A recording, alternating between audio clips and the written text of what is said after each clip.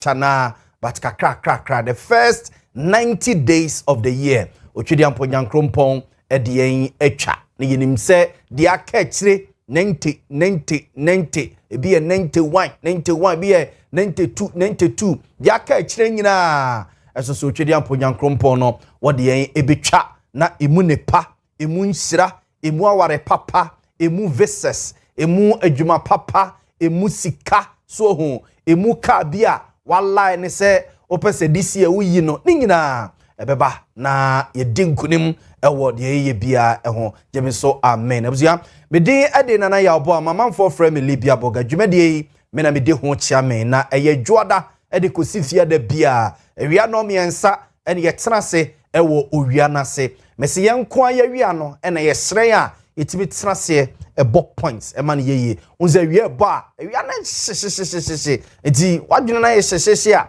obo points bia emfa ba yenko a owia tv de yewia no epie na sren a o tenase obo points yeye o fa plans yeye o keka ne mesi ani a efa enti yeda se ewia bia oni yehia ewo owia tv so na ye dwendwene Ghana ho ye bo points de fa Ghana ho ye fa plans e de fa Ghana ho emano ye streaming live away social media platforms ni nyina so ho okọ ye Facebook anu ahwehwe Owia TV Facebook Owia TV na okọ YouTube a ye Owia TV official ene Owia TV official ene Owia TV o subscribe na wa like and wa share so ho ye streaming live now they will comment adwenche no nsusie atoto on TikTok no so obehwehwe ye ne a obehu yen Owia TV official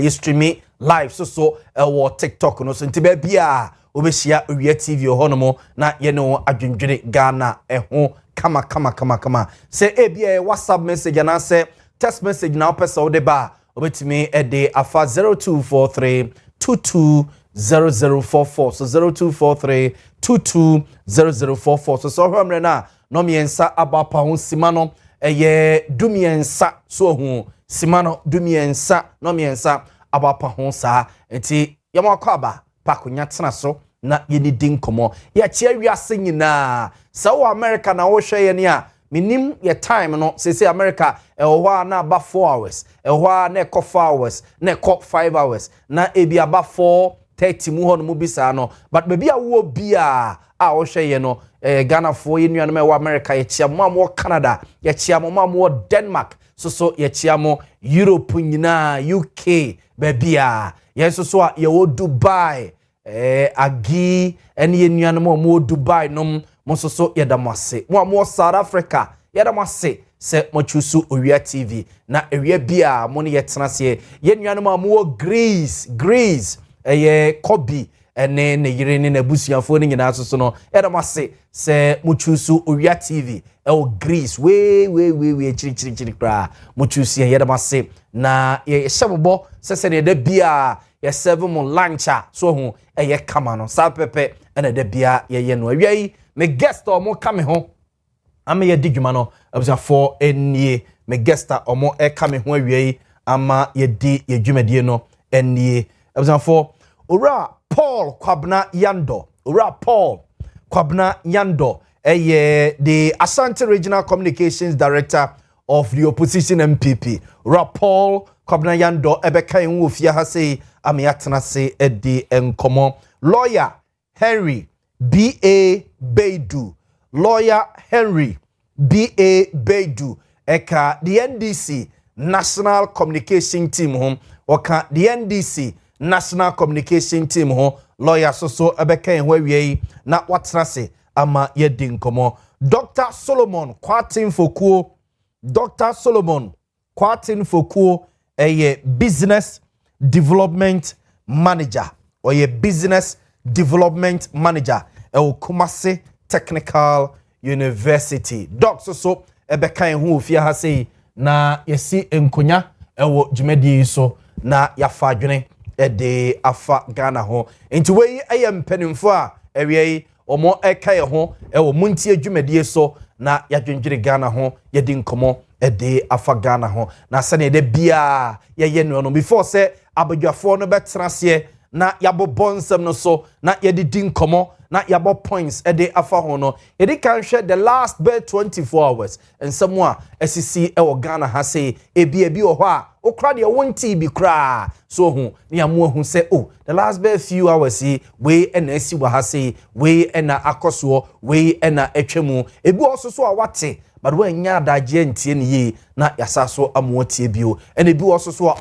te ma ne ye ode nti aboso ba ne mejapaye obepese obesaso atie bio so hu nyina ye ne sa sebe ya ye be serve ne ya serve ye nti starting from free president John Dramani Mahama ho ewo Jubilee House na mampani any civil society organizations no ehia na on civil society organizations no ehia no enkomo no be ye bebrebe a variety of issues na omo edi ho nkomo baako ekoye Owia Kenoforiata the former finance minister of the Republic of Ghana enei Ghana yehwehwe no a yehunu sese krade yehun se owa America bonten so ye pese oba na sikasam hu dwumadi a odi ye de fa ne nsase a ye pese oba no oba ba kire yemu no ehun sam na kwakwa bebrebe akwakwa etwema mentwe se Ghana ye obetimi aba Ghana ama ye de na kogina court ana se questions bi ho no ma ye busa no ma na yiya no ehun sam akwakwa bebrebe se America oni America man no eko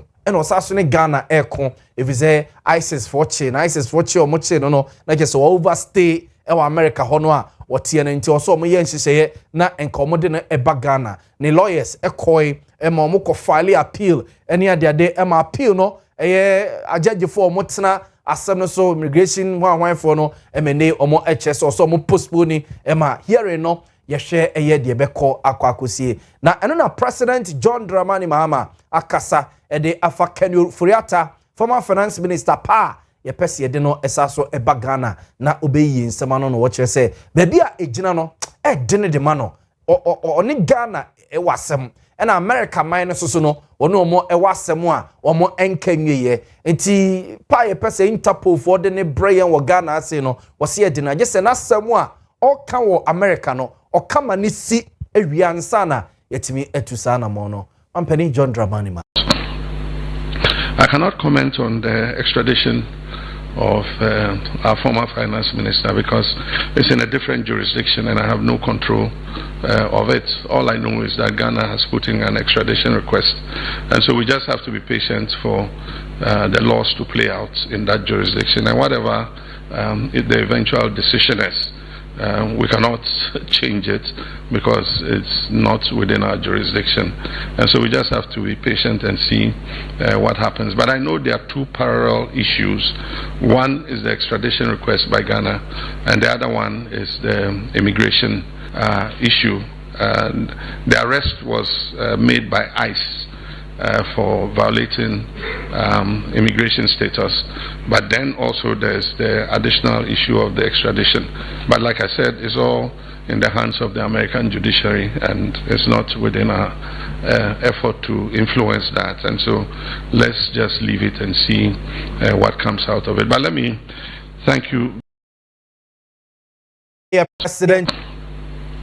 I cannot comment on the extradition of our former finance minister because it's in a different jurisdiction and I have no control of it. All I know is that Ghana has put in an extradition request, and so we just have to be patient for the laws to play out in that jurisdiction, and whatever the eventual decision is, we cannot change it because it's not within our jurisdiction. Ghana nyina se yenyina ejitum se ye constitution na ye dia ye adwuma from 1992 edi bedru sabra ye womwe ni papi no afi se constitution na ye mre ho behia se baby won mo se ye tighten na ye tighten ye mra ni bi won mo ntokro edi dam dodo o se ye sili sa ntokro ni nyina edi efi ho no mo na constitutional review committee no awie o madwuma emo de o recommendations akwa president a eni da kwan se president ebetu ho na mo eno so President John Dramani Mahama ekasa sei edifa review committee, and very soon we'll announce the formation of the Constitutional Review Implementation Committee (CRIC) to oversee the next steps towards constitutional review. The implementation of agreed reforms will commence when Parliament reconvenes following constitutional and legislative procedures. This process reflects our commitment to deepening democratic governance, strengthening checks and balances, and ensuring that our constitutional order continues to respond to the evolving aspirations of the Ghanaian people. In this regard, I will briefly touch on the constitutional review process. Government is currently examining the recommendations of the Constitutional Review Committee, and very soon we will announce the formation of the Constitutional Review Implementation Committee, CRIC, to oversee the next steps. President John Dramani Mahama and Yeteno Enkano Constitutional Review Committee no omo adwuma wono mo aye awie and recommendations omo dia bre no kwan e befa so e de ho dwuma na president eboboso no na ade ba ko a for the past 2-3 days from weekend no ebe nyina e de be wiki mo ye didi ho enkomo Roads and Highways Ministry no omo contract bia omo asensan with road contractors be and ye me komo how omo si sign contract no kra kese ho nsema akwakwa ebebrebe enema asema mpanin John Dramani Mahama kasati aye emra no wo position campaign 2024 elections no eno na amanfo pino afi se Roads Ministry no na omo ba ye omo de friend say so sourcing ene single hwan sourcing ho nsensam bebrebe na President John Dramani Mahama de atudwa say wa order Roads Ministry no say omonfa a comprehensive report emfa emre no sa so na fourth estate for no a omo ekoye sa hwehwemu we ya omo de ababetudwa no ono so waka kire omo say omo hwehwemu ene omo report ne omo ne omo ho ye nyina no omo emre ni bi eno ache mampani de atudwa say Public Procurement Act no office emra dru say yesesane makakra wo ho na emuye den yenkojija ntokuru ntu baby emobi enkonkohwiri emfam entie mampani so sourcing ehonsense Review Committee.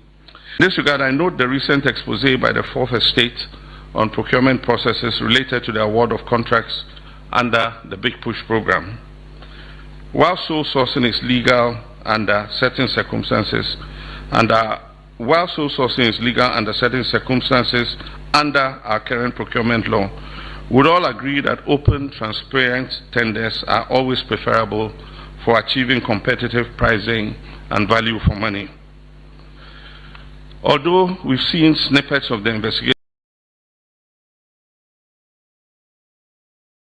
President John Dramani Mahama ena yetenen kan so sourcing ene directive for the Roads and Highways Ministry no and the Fourth Estate for no hwa show manim say omo ede omo document ni bi ebebre na busa for latest every Fourth Estate for no busa for yemfa emamo CCA Fourth Estate for no appost to BBCCA na yenhwe na yemfa emamo good yenhwe na yemfa emamo enti Fourth Estate for no opposed to Saudi we President John Dramani Mahama directive what they ama the Roads and Highways Ministry say one more emfa a comprehensive report emra na Fourth Estate for no almost so mokoye sanhwehwemu gada these documents ekeka de CN no almost so inform de emre no na onfantoto ho no na Fourth Estate for no okomu page cca the oma post ni almost say after President demand for details on Big Push contract, Ministry deletes publish data from website. We intisebia uyobia eja mo internet no hwan foi okwa Ministry of Roads and Highways or more website no so ho o enter obehu say sa data way any document ni nyina e ba bonte no according to the Fourth Estate. According to the Fourth Estate, no, as a president, any directive way eba ya, any that kwan say the Ministry of Roads and Highways day documents no ebe kono post you the omo post ye or website no so no one more akwa delete ni nyina we about 1 or 2 hours ago and at the Fourth Estate for no a post to Saturday way one page honomo na just say we President John Dramani Mahama directive no latest ɛho ɛno no nti ye ni de akire Ministry of Roads and Highways e de omo de ebekọ enim se yenuanom 4th estate for no eso so de omo gada ene de omo wo nyina ebekọ akwakoma mampani na yahwe de ebekọ akosi akire yemfomo emfree eye mampani John Dramani Mahama nsemi ɛho na yemfomo enkonsem fufurum yademo call Public Accounts Committee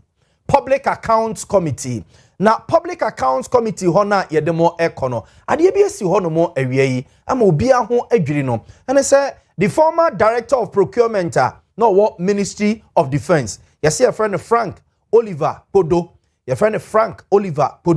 na abusianfo yesi timer na oye director of procurement or Ministry of Defense no omaye koto Ghana koto eye pickups and I say car be 6 bi makoma 6 bi abusianfo car na ye kokoto ye no makoma 6 no akwa no yebusa ne bo no abusianfo o say eye 48 billion o sika ye de koto sa cars no Suzuki yesi se Isuzu se Suzuki omo me with car na type no so kokoto ye na okoto car no abusianfo o say na ye ba beto aba 2024 elections no na the Ministry of Defense the ababetu gya se omo ebehia cars bi na omo de aye monitoring asojafo na wo omo cars a omo de monitoring de but no mo fi se omo ebenya ebi aka ho ema ekoba asa no o se omo that time on na director of procurement or Ministry of Defense omo and omo ekoto sa aka na busafo car na kro omo kokoto ye na ene omo hu car no ba bi ewo omo hu car no ba bi ewo yenko enam so ma the majority chief whip Honorable Roxanne Nelson Dafiamakpo any members are omo ewo Public Accounts Committee ne so e ya tugya se owura no onsem fata se otwa so ye aban adwuma e se sa ni suban we no edoso ba bo mine kro no se ya no tititi aban adwuma omo se omo twro query letters e de koi ewiase wonfi obia ene ye so omo transfer no e de na free eye Ministry of Defense omo e de na come Ministry of Lands and Natural Resources na Ministry of Defense okra no ye say na Lands and Natural Resources sojafo ho e no ye wi na ne Lands and Natural Resources asoja ne bia ne ho no mo okunyan yentie de course of Public Accounts Committee sitting no or department do you work with now? Have you been transferred to? I'm the Minister of Lands and Natural Resources. Minister of Lands and Natural Resources. I think you should be interdicted for how you carried out your function as Minister of Defense. We demand that, or you are not responding to the issues reasonably. What is your relationship with Global Supply Network? Mr. Chairman, I don't have any relationship. Because you see, Mr. Chair, I am struggling to appreciate the fact that a ministry signs a supply and purchase agreement. You are not the ministry. You are not even the chief director. You are not the Minister of Defense. And you are telling the Committee of Parliament that the supplier was putting pressure on you by sending you text messages. So you see, this is how you people personalize public transactions. You personalize the transaction, so it became your personal burden. How many were the vehicles? In fact, if you can't tell us where the vehicles are, at least tell us how many they were. Mr. Chairman, there were 6 vehicles. Sorry? 6 vehicles, sir. 16. 6. 6. Yeah, 6. And till date, Madam Chair, till date, we don't know where the vehicles are. So for me, my demand is that the Ministry of Lands and Natural Resources should interdict this man. It should be interdicted. Yeah, 1 minute. What kind of vehicles were you going to purchase for this? There were Suzuki Grand Vitara vehicles. Pardon? Suzuki Grand Vitara vehicles. So 6 of them for 4 point something million. Suzuki Grand Vitara vehicles. 6 for pickups or No, they are SUVs. SUVs. Yes. Oh, okay. The mini. For 4.8 million Ghana cedis. Yes. What's the unit price? Divide that by. So, divide what was the price for one, please?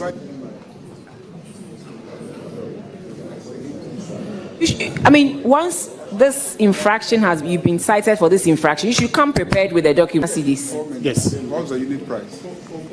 Divide that by. So, what was the price for one, please?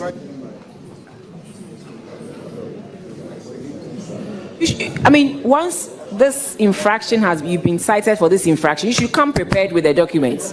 Don't you have copies of the purchase agreement? Don't you have the costs involved and everything?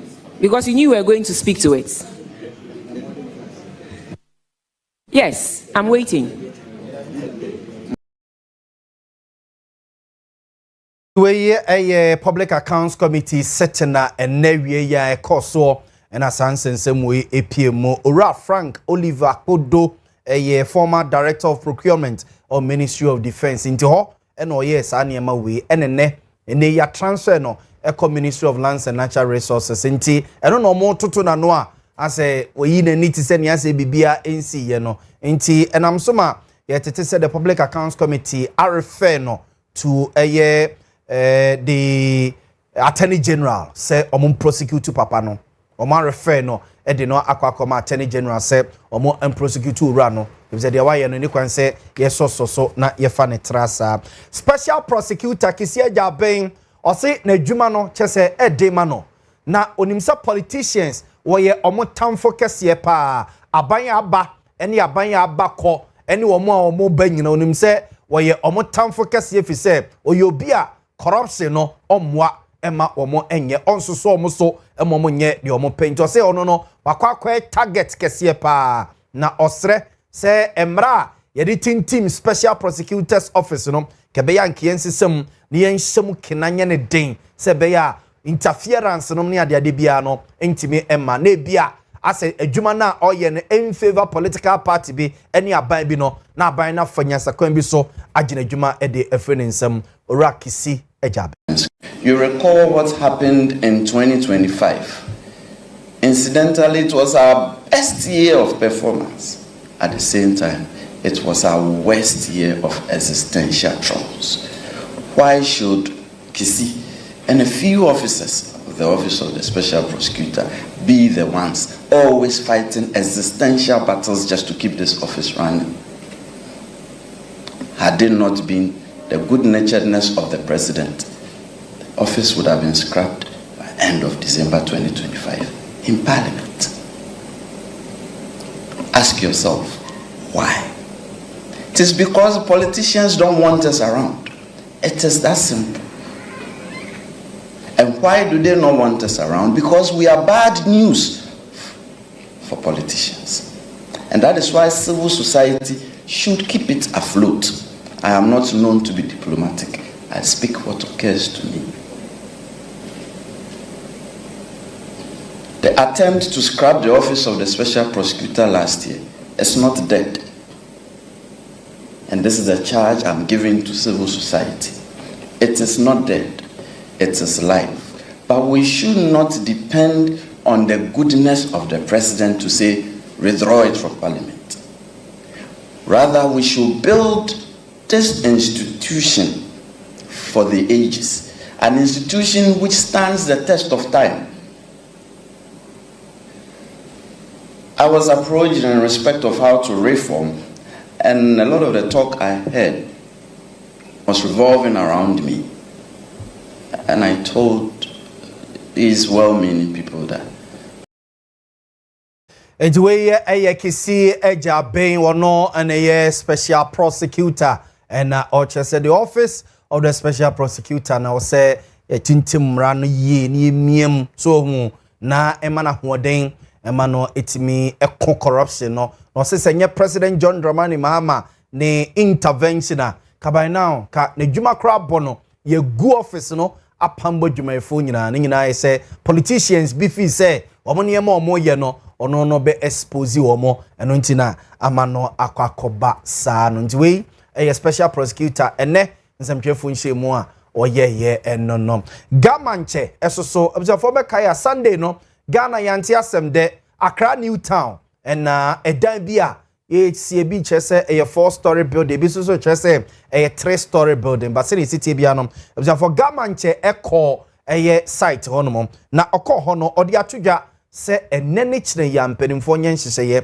na se yesi dan a yenhwe se building regulations adansie ho mra ene ho hyehyeye no yemfa enya adwuma.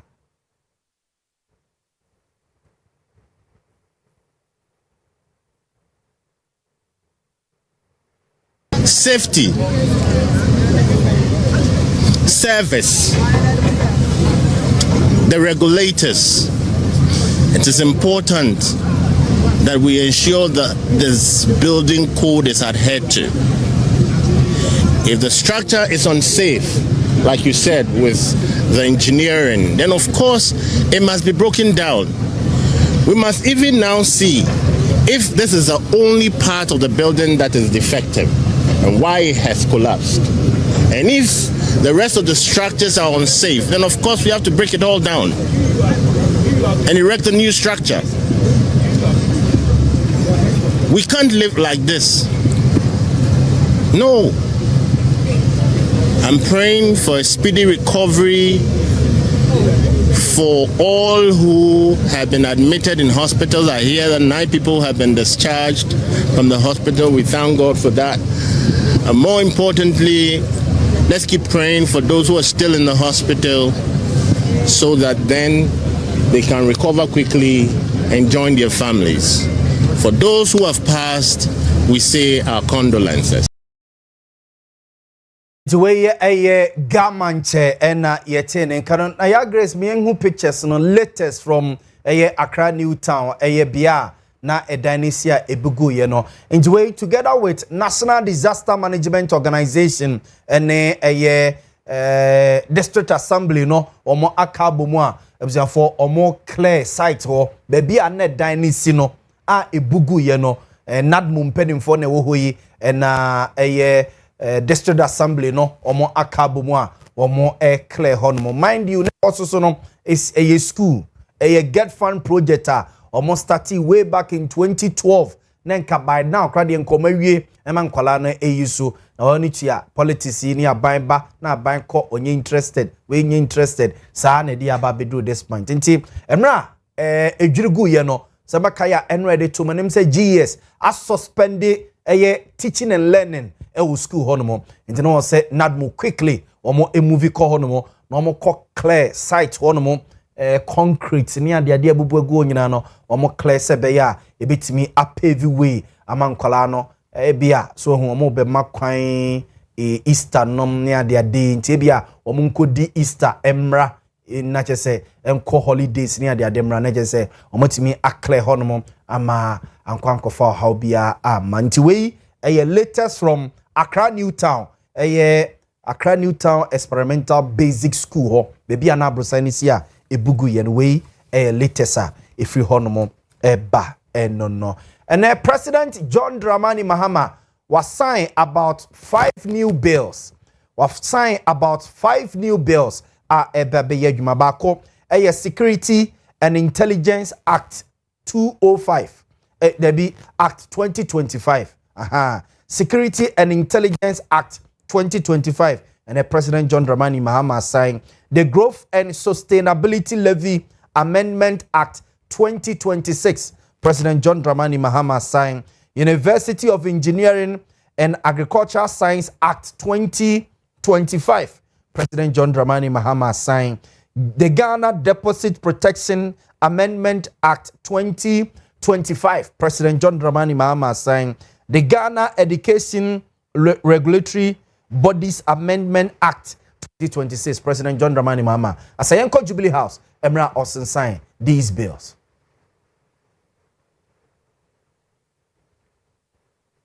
I've signed 5 bills into law. The first one is the Security and Intelligence Agencies Act 2026. What it does is it removes the Office of Minister of National Security and frees the President's hand to appoint any minister to supervise the security agencies. It also reverts the name of NIB, National Intelligence Bureau, to Bureau of National Intelligence. And so it becomes BNI again, so that it sorts out the confusion between that security agency and a very well-known Ghanaian commercial bank. Then this, the University of Engineering and Agricultural Sciences Act 2026. It sets up another university in the eastern region at Bonsu, with 3 campuses, a main campus at Bonsu, second campus at Ohau, and the third campus at Achirenswa in the Ahafu region. Then this is the amendment to the Growth and Sustainability Levy Act. As you are aware, the act was amended to increase it from 1% to 3%. And so this act reduces it again. That is the levy on mining companies. It reduces it again to 1% because of the introduction of the sliding scale for royalties. And this is the Ghana Education Regulatory Bodies Amendment Act. It amends the act to take away the obligation to charter by universities. The final one is the Ghana Deposit Protection Amendment Act. This is an amendment to an original act that is supposed to guarantee deposits of the public that is held in commercial banks or financial institutions. We President John Dramani Mahama na ebusuafo yete no enkano ninyina bills ahodoa na chese ewose osan ene de eman yemamu latest kakra na yenkoba abadwafo akwaba ewie this is coming from the presidency ebusuafo we free presidency honomo na ebasisie we free the presidency honomo na eba se mo hyene nso on se petrol any diesel bo ebi kra che se ene omukọ pumps no call filling stations ni bi na astate minim kram nim se gold dia astate star oil no ne other filling stations dia astate good and there screen so na abusia for president asema wakanie on se na amanfo bebre di nkomo se be ya President John Dramani Mahama sa 1 cedi binua ye de etoto petrol any diesel so 1 liter bia de 1 cedi kokototo so any ade na nipa bi no fi se baby a petrol bo no esutu kono ebe ya aban ensanko yi sa 1 cedi ni nyina emfa enfri ho no mo na ebi kra taxes no any levies ni bo no mo a aban enyi enfri ho no mo na ebo no emra form na Ghana for eho ento mo ewie ya the president wakani or say government considering adjustment to fuel price margins and reassessment of 1 cedi fuel levy to ease burden of rising fuel prices on Ghanaians. We a President John Dramani Mahama and abusiafo what this ansem we atudwa ewie ya and what this ansem atudwa na the yesa so epic in eni sisi the epic eso eni the epic kakra edi free JP RTU4 ehonom so eni aha the epic eni so GPR2U good. The year picking ye say GPR2U4 so eba be meeting. For GPR2U4 eba be meeting. GPR2U to convey meeting with its members on the next line of action as fuel prices surge. We a latest yet here the free GPR2U4 honomo eno President John Dramani Mahama HS government no consider say omo ebeyi sa 1 cedi levy no de free honomo na atitiniema so ene ye kwakote say GPR2 so no convey meeting omo no member say kwakosia no ma adwendwene ho say free bia next week ikono omo ebetoto lorry first mo na say omo entoto lorry first mo ntwe GPR2 de no enti yehwe prices ne kakra yenhwe prices ne kakra so ho yenhwe prices no kakra so ho aha yenhwe prices no kakra enti so okọ goela gold de nie or say new fuel prices effective Tuesday 31st March 2026 at 6 a.m. prompt. Me crowd the mutual ewo go filling station back wa homachi na mo 6 but no much change ade no crowd dada. So and the way super XP the no mi oni yetimi toni bi no petrol the yetimi tono normal one om say friend say 91 no say there no liter back be 13 Ghana cedis 30 pesos na 12 Ghana cedis on mo baby. So say 13 Ghana cedis 30 pesos and a diesel so echo 17 Ghana cedis according to Goalo the end 17 Ghana cedis 10 pesos and a super XP no so raw 95 no they say no escafo no motor tony and they did Google mukas no and also so no eshutu e de 14 cedis 35 pesos 14 cedis 35 pesos and no so ma yanko Star Oil so my try we say yebenya Star Oil there it way Star Oil there or see new general fuel prices effective 31st March 2026 at 8 a.m. Enti super so super yeminu mienu petrol so na toto no omo Star Oil there 13 Ghana cedis 49 pesos 13 Ghana cedis 49 pesos shutu kosro no and a diesel no 17 cedis 97 pesos 17 cedis 97 pesos and raw 95 the CS kafo no omutogu omukas money ade no eno no so 15 cedis 25 pesos 15 cedis 25 pesos into way Star Oil so ye advert ma obia but ye ne tiefo ene ahwefo na edidwuma medical catcher say ye program way ye educate you na ye inform you so na yesaso entertain nti wa wo hweye no na wahunu sene unkoduru ba bi mo bi nkobu se me de ne egise it should be within this range so it should be between this range nti we prices no sene ehonsam esi etie eno no na the NPP the krata bi ababonten NPP the krata bi ababonten na NPP krata omudi ababonten awiei the New Patriotic Party headquarters there one ombrofunu gusro no reference number ewa ha say date 31st March 2026 from the General Secretary to all constituency executive committees and all regional steering committees in the way makaya MPP 4-year registration I'm told to say production team na mo me and there name boa sa registration MPP for omo no ende enne enti by ena na dwede na je say omo awie bibia omo se omo wie a mo amokofa forms ewo party offices ahodo no se mo pese mo ye party members no enei o se constituency for no gather bibia no mo de eba national no mutimi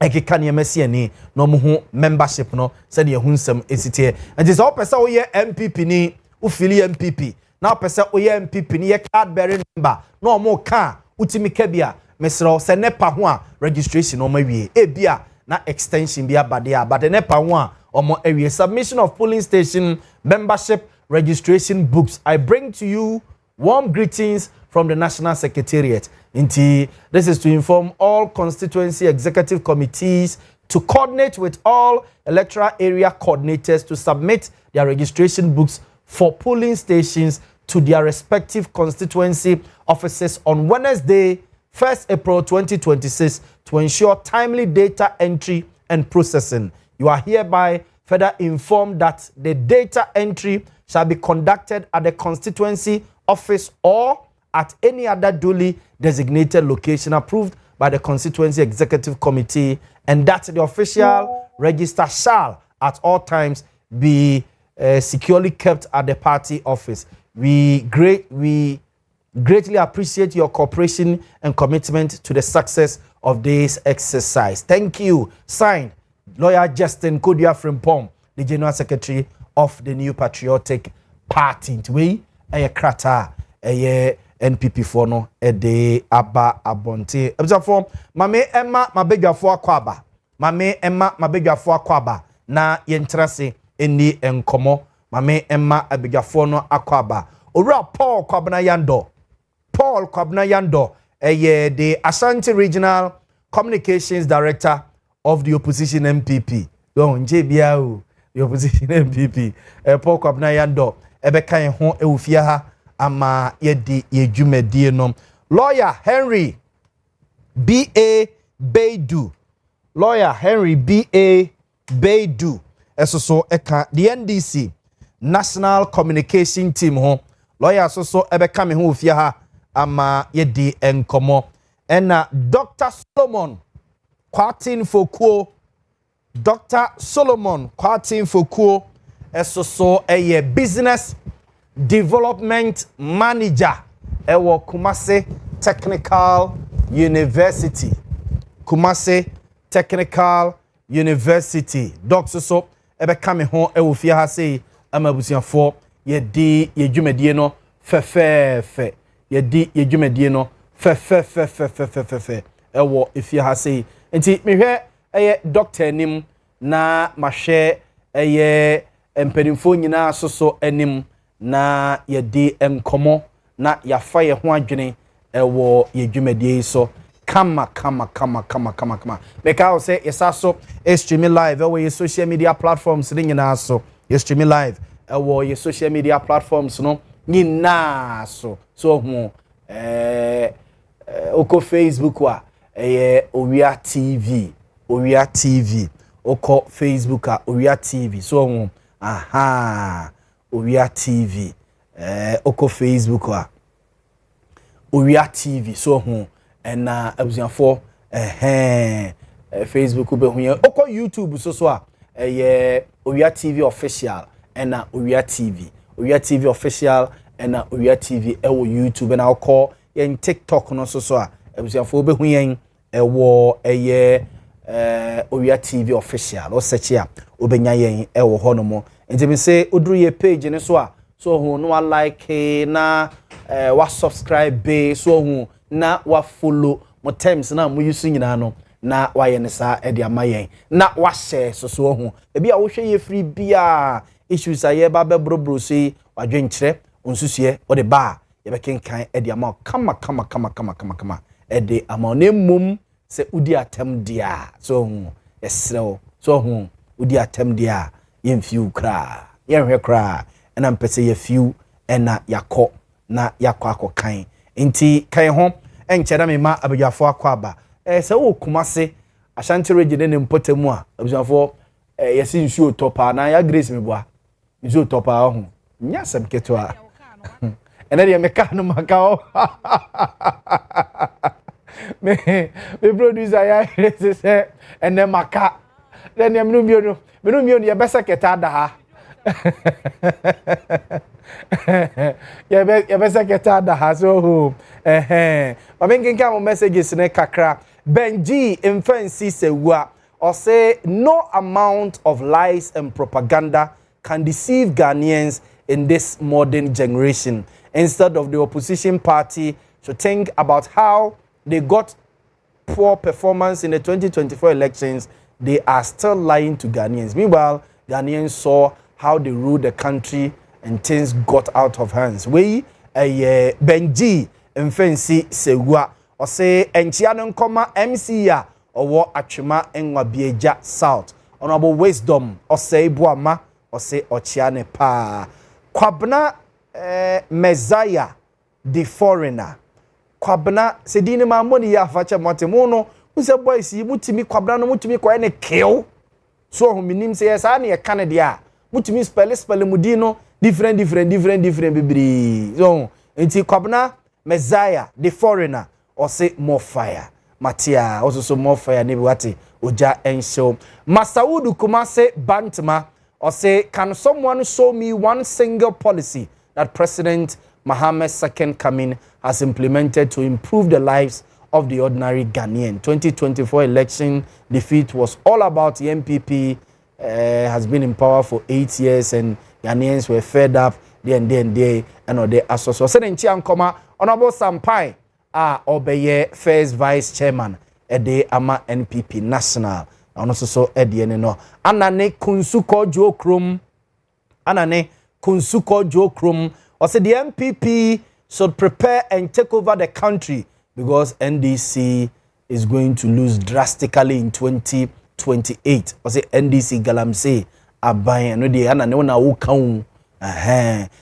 Peter Sam or say I am watching you mate and Michael Kotomens could see ensia eso say or she yen enti okay ho so hu share like your page no na yeni enkomo awie mate say me producer Yaw Boamah say the director of communications for the MPP ewo Ashanti regional Paul Kwabena Yando wentimi ama yese odi dwuma kakra bi ewo baabi a wentimi ama enu nti yenuaba eye Ophelia Akosa ana mamodini good Ophelia Akosa eye a member of the NPP communication team or a member of the NPP communication team ono so atenase babisi rapport yando anem ewo dwumadi so ye hwene mu say lawyer Henry BA Baidu the NDC national communication team member obabekai ho and Dr. Solomon Kwatin Foku associate business development manager Kumasi Technical University ono so ebeka ye ho ofia ha sei Kosia bedie mame emma na kwaba ana yemfre na Kosia me na mama wa Kosia ho wo de Kosia na say ya me na mama wa Kosia no na wafa na say ama ama fo so de wani nya den kakre bi o kakra mponi ama kwaba ya eja ne fie boko erade adom MPP mu boko nyame adom yeguso de mahama tete o man ye ni ye boaboa ye ho na ya beje na ya ye ne yi na mo de be mamu oh eno na nyese ye bisa no by fire by tender by hook or crook kwan bia so akunya na ye beje ya de aduru ho yes oh na sa fe no manya 15 months pe 15 months na e bosha o mo share na yesusu senke ye nuru 15 months kra na ye hu bibi and say or china say they be our sem for be catch Ghana for because he thinks say ye yare refie and I said be ya dwini mo ha sa na ono na dwini but this na Ghana 40 ndi ye be kire ne say ekunya no ye be je ade mate observe ni di the Ophelia Akosa or ye member of the NPP communication team Ofi may starting from free NPP mu general secretary letter ya wode aba awieye registration e ku ye de nyame adom registration on and then a last na o constituency be Atwumangwa be ja note Atwumangwa be na say barekese okay Sofia yeah mo MP na freshman no ho fero oh you fine boy na nyane fine boy na fu na dwumo nso papa na dwumo do fine boy okay eko ye de honorable Frank Yeboah yes ma be ja de in fact yensi for o ka Frank awaka ye sanse ne so MP hu bi da e wo nwa be ja na me hwe se de e ko nwa be ja no na metietie for ma ba bia e ko yi na NDC for bi ya na o mo register ene ye hu so mo ko ma bie mu so ngrofo mpese o be register o mo boa mani na bre kanu wo form o mani na bre yen sa de ete ni se de ye no sa na beba ya ma nipa mesalite tenten bebre dako ye biem from 1st to 31st 31 good days intinya de a nipa ni nyina be salite one day na omo be register and then all you need to do is to go to your polling station with your ID card when any exercise be a take even 5 minutes cra 2 minutes cra also inti nipa no call ya na we free ho ni ntia ye omo say nkrofo an register but honestly nkrofo any JMPP ho nkrofo do ye party no inti afoforo register pa new ones na do so cra chen omo wo mu dada ena musa dan kwa say amamfo as MPP abe so unpopular amamfo cram pemu de ate o say Gen Z's ne de about 60% tilted towards a NDCCC titru kura yese di Ashanti regional minister kura chechire de is ogumu party no kuma say enkashe my Ofi onim regional minister TikTok minister said this is in nickname na yen onim my friend say they are TikTok minister oh sir ono ane pe o Mami. So I dear ma. Enti no na adwe ye ne say followers na wanya no. E wo TikTok no. Likes na wanya no. Enyina ye voter or canvass for the NDC. Okay. But it's never true. Enya TikTok ni eto aba no. Aba ne ento no TikTok. Ena the last time I was saying it in one of our sister stations say Sankra we na ene watimi de o mako penti. I was say why adi. As quite interchanging them. There's a question there. Who trained Sankwala no? Also me a secondary school student. Trainee womo. Ebrebe na Ghana hankwala. Ebete ase se me ndi baba ntro entwa 100. Na mo mitimi dro. Na me yere me ho a me nso ma yade. When was it? That was during our era. Your former education minister. Ne time no ma TVET any visual ebe ya akono. Enti we na ye products. Ena o showcase. To onyehu. Onyeshi. Oh, but say at least on so ye be to bring out and a paper war 40% for that. I know na mananya 40%. I'm for said your church and ma as MPP e ye gu kumasi o. Now bet na TikTok na wo sad na de beto wa na why den. But say am so na boys na ni je ho. Why ya o de je ne samba ba listen. Boys na wa Ashanti region na wo say omo ye Gen Z, omo nyina wa NDC no. These are the same youth are NDC for am makoto forms. Na ya more false hopes. Say oh we dey afa wa wie. Enkra na nya ni da so bi men na omo anom tete nkrofo shops nyina ejai. Omo anom ye fuel station attendants omo ejai. They no ye mobile money we ejai because ne say security service ne dey we remo wie. Nya kro no na ya bon kwale. Nti sa akwala we no be san akosalai. Akoto aba mendisi. Ensio. And they are coming from a home. Inti sa akra na nadwene ma so a ne maame a odi sika ne ma no se jikoto forms kwadwo. Na won so be she police atade, be she soja atade na NDC aban se wo fa wo no maame no betu ne fo se the aban we ya ye kro no. Oh sir. Oh yeah. Inti se o madwe ye o mo se o ma ya ade a maame kai o mo se o ma bonkra ne kro no. E no da ho a ye nkan wie. Sa kro no ma bonkra they should find a way to refund that Nipa bear 506,000 or 505,000 omokofa 500,000 times 220 cedis. What Jeffrey cry we ho abra unim so be famu 5,000 na nsen ya wo se wo fa 5 account ya 10 eno ko omofa 5,000 ya ka na 10 obi beka senti ebetimi adane Ghana youth nyina security personnel no but adan na wo bie mu so large ebi meti ebi be ye ebi yare so be realistic minim se me fa nipa 5,000 me ton forms 10,000 a normal ba ko ton forms 500,000 na se nkrasi kana wo page di enti wo nye we me ka se Ghana youth no na Gen Z ne de omo nyina ekwa ndi oboa se na o madwene kura ekọ ho a na ye adwuma na aka so be form ne se we nya form enioma wo de entize youth ne ma owiewia bi mu ko hye mu bewi ni aba no 24-hour economy akra ne nim se 133 ti adwuma ba ko no 3 shifts 3 personnel o ba ye ne ye hu hwe untimi mfa hospital me kan ye se we o ye 24-hour economy because dada ye nuanom ye nurse for no mo night dada enti eno enka wo de ne ho enti market na aka se wo besi no e wen 15 months die na wa ye a schools now si bi mbeko bi anadwo no afa teachers anadwo ne e wen we are not seeing them even on our roads me dey ba akukra ye me no even on our roads now wa makwan ama police for no say o ma san start our taxi Ghanaians unnecessarily ejeji sika ekon police for dura anadwo na oduru kwan so wo police ni dey ntina daytime dem beji sika daytime beji sika dura anadwo na oduru kwan so wo police no me dey say MTT for omo check road wet ni 24-hour economy na ora mahama di dwa na no ma youth ne yada no a omo to ma no nti mo ma ne tiri mo nyane de eti oni Musa dankwane nipa bi a omo kase MPP abe popular nom ne ade obi ohono ma wono be ye the Ashanti regional minister no dey fans no wanya followers ne say say na eko ade ye regional minister TikTok minister nti omo nyina edi ne chi no wanya followers likes no hu say ba no enkan e wan for some registration na amana ngoye no registration go for register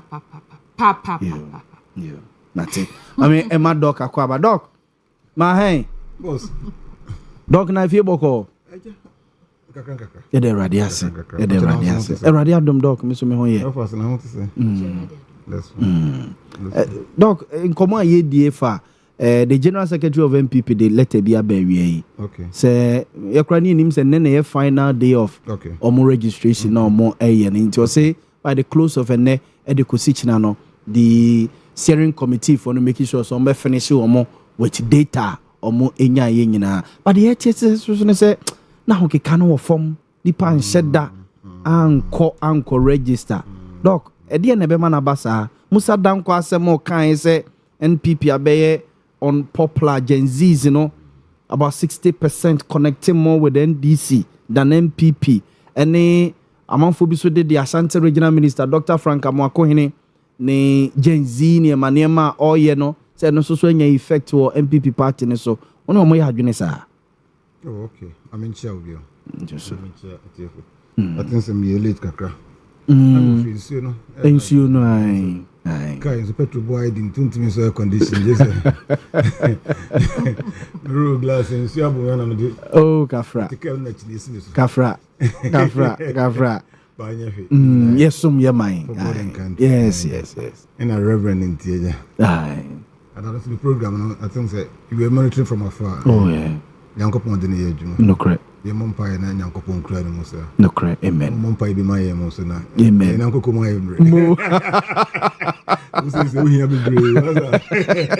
What the guy was Yaw was liberty. See the need that's one who I'm saying, wait there. I'm going to have your Jeffrey.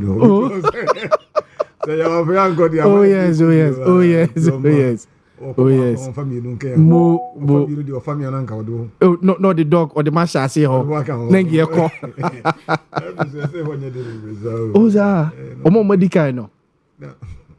Sana pe bi akoko to sa no sorry no. Adam matters no. Oh, ya ultimi. Odi etimi ya niam bi ka ho. Mo. Bi ani abofo di nkomo. Aha. Etimi ni o madidi nkomo na ya fafa ye ho adwene wo kwankwa anu na se. Ya utie. Utie? E be boa o. Utie. Ai. Look, the old cano answers no be a yes, be a no, be a neutral. Concerning registration and Nipano be so almost someone register. Minya data there. Yeah. But yeah, they say they heard there. The Amokano ewo form. Yeah. Our Hamunya it be a 15% grant of their targeted way. For that one is true. Okay. That one is true. Amokano form. And yet, I'm a phone, almost person register now for. But almost the adjuman say, so I'm no money. And a time and see you're wrong. And Tina or Munyas are results with, but I'm varina, they will get a better results. And you over recommend they say there should be an extension. Almost extending 10 times granted, they will get the same results. Time in here wrong. The dog now saying come here time, babe. Time in here wrong. Anyway, I'm on the plan. I'm not part of. Yeah. We don't criticize, but we critique. We critique. Suggestions. Hey, boss, what you near see a pet? Obi. That you no be computer. Ada se baby out. 7 brother me dey we. Yeah. Or no be computer. Then security man over. Yeah. Let's Obi you no security to the ding. You ever hear ni back? I'm gonna be security now. The position is say. Obi twemu na say. Ohwe no honest obi ti. Yeah, na ni security hu bia no through the dim. Yeah. Na May early May ni ye to aba. Ni yi ba kwa na we security. Tu security man dey no be. Eno obe pe baby agina. On for obi yes. One na say na sasa on ko through obi. Yeah. No be company. Why the two man atamfo? Debi. And competitor. It's true. It almost almost go through dinner. So far 5 no polling station. Yeah. Ebi adwuma no. Who say obi occupation power about was a polling station executive police station chairman secretary police station secretary. The current obi a youth organizer at polling station. The age I was about 67. Youth organizer polling station the age is 67. Minusia be not nature say there we are outside the metro. Ai doc you better nature mate you busa no kofa t-shirt popular front party t-shirt no buy some break power party one way youth organizer polling station. Wow. E wo kuma sekuri mo nye abonten nya bonten baby a. Yeah. It be no, and they own it, and you can't be growled with them. Yeah. Oh, you can't be growled with them. But okay, so uncle for no control be din. Now uncle for now over through the omra meeting. Now through that no, I'm be tuaba. No way, nipa ni mu bia mama be police station executives. Are you sure said they will allow people to come and register? Yeah. What was that about? I hold no problem. Yeah. And number 2, you don't register people before elections now. Election no anymore here. Then you are registering people. The purpose necessary for elections. Yeah. There be monto abanimie. Some of us are in case you say monto abanimie. But the one used to win in new crops are many woman. Mama or tinsi krum no enye expansion. Okay. Mo ya ID card, mo ya expansion. You get a lot of people. Okay. You get Muzaram Kadia or Canada is neither here nor there. Or there. I don't know why he did that research. We call it research of convenience. Research of convenience. Say, say, maybe the tone they know for us. Naomi. Yeah. Unto the video. Oh, me, the customer pardon me. I never catch Naomi. Now, say, Udum say, it be a bought 12. A whole workers canteen and our workers bar. Yeah. Until the free 12:30. They could see 1:30 will be ahead. Yeah. My boy. Yes. The honor that time. That time, no. 2 no. The honor but from name numerous for them so abba. Yeah. After 5 and answer 6. Yes. Between 6 and 8. Yeah. Now ko your research ko say nipa beto duan na so mo nto now ko between 12 no. Any 1:30 na. Definitely there will be people there. Yeah. It took us ko your research no na duan nipa beto pa o ti be ba sa time na. Now what time off peak no. Ba nipa ma hokra onti no. Between 2 the other more corner. Be check here no na duan no ye ntokra. You call it research of convenience. Idea is seen now confirm. You two abawia. First 1 year because you go fancy the amount for parenting. Almost party are winning in the chi. It is okay research and also say party no nipa be break chain we muna. It's not a here nor there. It's cheap. It's cheap research. It's cheap research. You can't fault him. The methodology you use may be right. But the time is wrong. It's wrong. So we call it research of convenience. Convenience. Okay. And you no the oil no on to the boase. No one kai se ne binu di eni man ye mo mudin. It is a say be no person where you will be complete oblivion. That is the bravo no makan. Yeah. Na just say a be cut se shadow. And some of us you want people like that. What you want him to do? Why you research about party about power? Tomatoes one year din year research say nipa do say na ready so be do tomatoes afin. Yeah. Your research say nipa do say nkoko nketenkete no almost can be a eboa. Do research that will help people in their pocket, in the economy. That do ye we mo there. There be. I say Ghana the TSI politics. Until Benya now about regional ministry agency, okay, or see data no, and Koran doors until I am drawing or you know, I mean, son and crying image. I don't hear no there. You may get them, but you may not perform better. Say, Koran do it in our winning elections. How MPP now what they free SHS about them crying by and it do be no to a bit young. Yeah. Something. Yeah.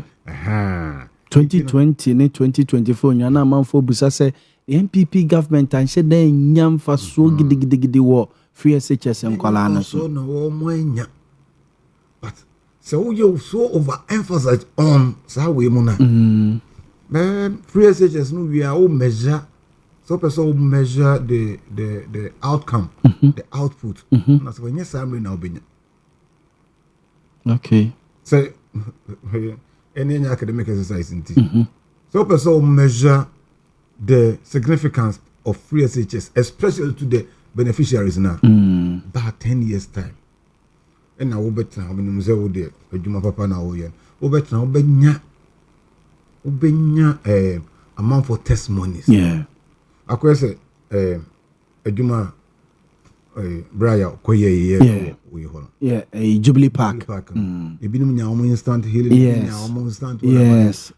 Ube actually say next 10 years. Yeah. Because program buy in it is so na research a judge say beneficiaries in say wrong. Okay. 3 years your categories of people are beneficiaries or more benefits or parents on the Montie school fees instant beneficiaries omunya ne hona omudi NPP nechi enkora no ehona omfa ho ne maame ne papa de tuo school fees ne on otua omfa na nkoboko to tayo we class omfa ho time will be benefiting from me remember be brilliant sana topic time will be benefiting pa ne time was started so ko university wo ye adwuma no tena se no de say go no bo me pa me ni ya me ayebi enye phrase is like manko ezi enti se nkora no wie sorry omo wie SS hona omo join ni all students association ye fra nkora no nkobi omo nyame abo omo nya adwuma kakra ye no omo omo kai Macedonia okay all students or say this year group ne it's omo 2024 group amunta mo bomba si jamakwa ba o the entry amas 4 year bi me bomba say me school the best school in Ghana am be your best start year the minimum so mo year we say quick secondary school case okay one of the best secondary school nti bon say na ye mo PSA ye ba 89 group 90 group ono kra no bunse omo benefit ya aboa omo kakra no that's why they show up nti bo omo sisi diamond schools na se form na all students na enye instant for no mu wie na debi nti free SHS no MPP government anasa Ghana for benya home for so na enye kakra nko no you see the kind of medical doctors they produce you see the kind of judges they have produced. You see the kind of that's where it is all to abandon. Now you too much overemphasize on the free SHS or no they were near you will fail. Okay. We speak to data. But you call for now say politicians na sikana wouldn't even normally they don't listen to you. You understand it? These are some of the issues. It is I'm going to say or drawings or down to all sakitino and crano on the side that you should be careful. It's just you say and man say Diana Brent Umbedi and Abanebi. We do a pebble on between so be careful and come out with organic love. And when you get organic love, that is where you feel it. And this our researcher we in the Tokone say Minkasa research in yet. It's genuine, but the timing and the motive behind it is wrong. Okay. For my master's pay. And me yena me master for say my yebi. Some researcher NDC here. Pan say, hey na a year we ye. Contract the man so sourcing. Yeah, so sourcing. A dear nanko for kafa. Effect ni say. Acquire ye dear na. For partners and K. Asante region or mania so yibi big push yibi. Okay, effect bears a monsoon quanta quaya yenye, a betty a bay. Galam say, I intimium kuye. A month for a general say. These are the rare issues that you need to do research. Unless it's Nyandruho. We have 3 good years. 3 years. So, what are you thinking about this? And situational changes. Elections now, Ebetono 2028, and I can tell you some of the party A and party B. The last 1 week, 2 weeks, issues with my bar will be arguing about it. Almost say you run election year 2028 in ma. Oma form who are we'll see right election year 2028. Now, so the Tuama NDC and as MPP. Now, 2 Kako. Now, NDC, I'm using that one as a political. Beyond police for. Ababe rampo ka ato de ko ka de obi ente ase mutu se domo ye obeto aba mo debi ba bia no adwe se ka beto aba kameto aba mo ye wakora wo school ni apam no school fees ya de nema basa basa ya na asa MPP ni bia kwa ya de bia eyewe ya it can change when you know correct anya sanka last year na kienya campaign t-shirt e check obi anya bi to on to aba ni pa wa wudi animu kwa no kra na oba na onum nsuo onum nsuo bottle water kra na onum to bi bo food also on to aba water dey sell no kra also on to aba why shepe nto no kra so girl odi wachi me obasi no fefe odi wachi no ne kwa o say ai obaji me girl nti me kra me to aba e ma asem na ye model no kwento also on to aba nti last me koko kra come on ko odi o polling station kra no e mani pa agnes obeto na won to. So why are you telling us say we women had this time around? Do we need that one for anything? It's bogus. Okay. Observe day at the Dr. Solomon Kwatin Foko. Ovri Pechi number 1. Oh. Ovri Pechi number 1 and yet no encanom. Ofi Mamen Shasi and Femfree Honomo. President John Dramani Mahama directed say the Roads and Highways Ministry and for a comprehensive report about big push, sole source and contracting, or more emfa emra. We are the 4th estate for the publication be a 2 or more page and so say agree so the better so the amamia President Ma order no document no President Eshe the Musa in Sabekano. We are no more the the Roads and Highways Ministry no deleting in every or more a website a war a year or my name ahead of president the review of a year so sourcing and the baby so just MPP mo year so source contract most of the road project are NPP mo the majority of them so source here be na mo use here into ne mo ka ho asem say dey otibisa we are no say medase one thing I don't want NDC to do is comparing themselves with MPP. If you be Mike na kakra ma me good okay good enti no say almost to say so sourcing na successful ma one you said they odi achirisuan they odi kainante if you really want to compare yourself with us and truly imitate us you should get closer and learn how we did it while we were doing it better na mote kwanchen kasa sebe enti kasa tobe no couldn't permit you to learn. Eya me ya say yenra John Dramani Mahama wedi president ni bida. Na wako akotena chire mfie nwotwe. Nenso ne nneoma bi wakwan bi so no sebe enchire se wahyeda akosuade. Me hu ye no mene na yesi en repeat akra ye pen so eko school ni repetition wo. Sa akra ko school na ni mate for call manim gya no na ye repeat na otena chire osuade. Akra na ompa disua na agro won ani so wonye serious na fade e drew break time cry you could see say akra no afa ne book na osua enti say obi di panyi ana obi handle position bi not even up to presidency any other position na ye gi free nsem na ye sitene kire ne sua ade a misusu senka 8 years there enough senka ode sua a whole lot but men shede hu ade sua akotena afie no osua ye me could be said ne nkrofo na etwa ne ho ahia no na e man false information e na ono anso e bia sebe said emre bi o ka kira asanteman say ono wo ye odwan funu nsuro sekan no wa hyada apre na so ntinsem ni bi o ho aye ka onti bi na okase yengo fa report mreo na review on big pusher big push no modem ano na kan yo sabe mpanyin se wo de wano donwira ebi nwo modem ano na aka Moka ye what significant thing number to me dem on so say big push na ye kan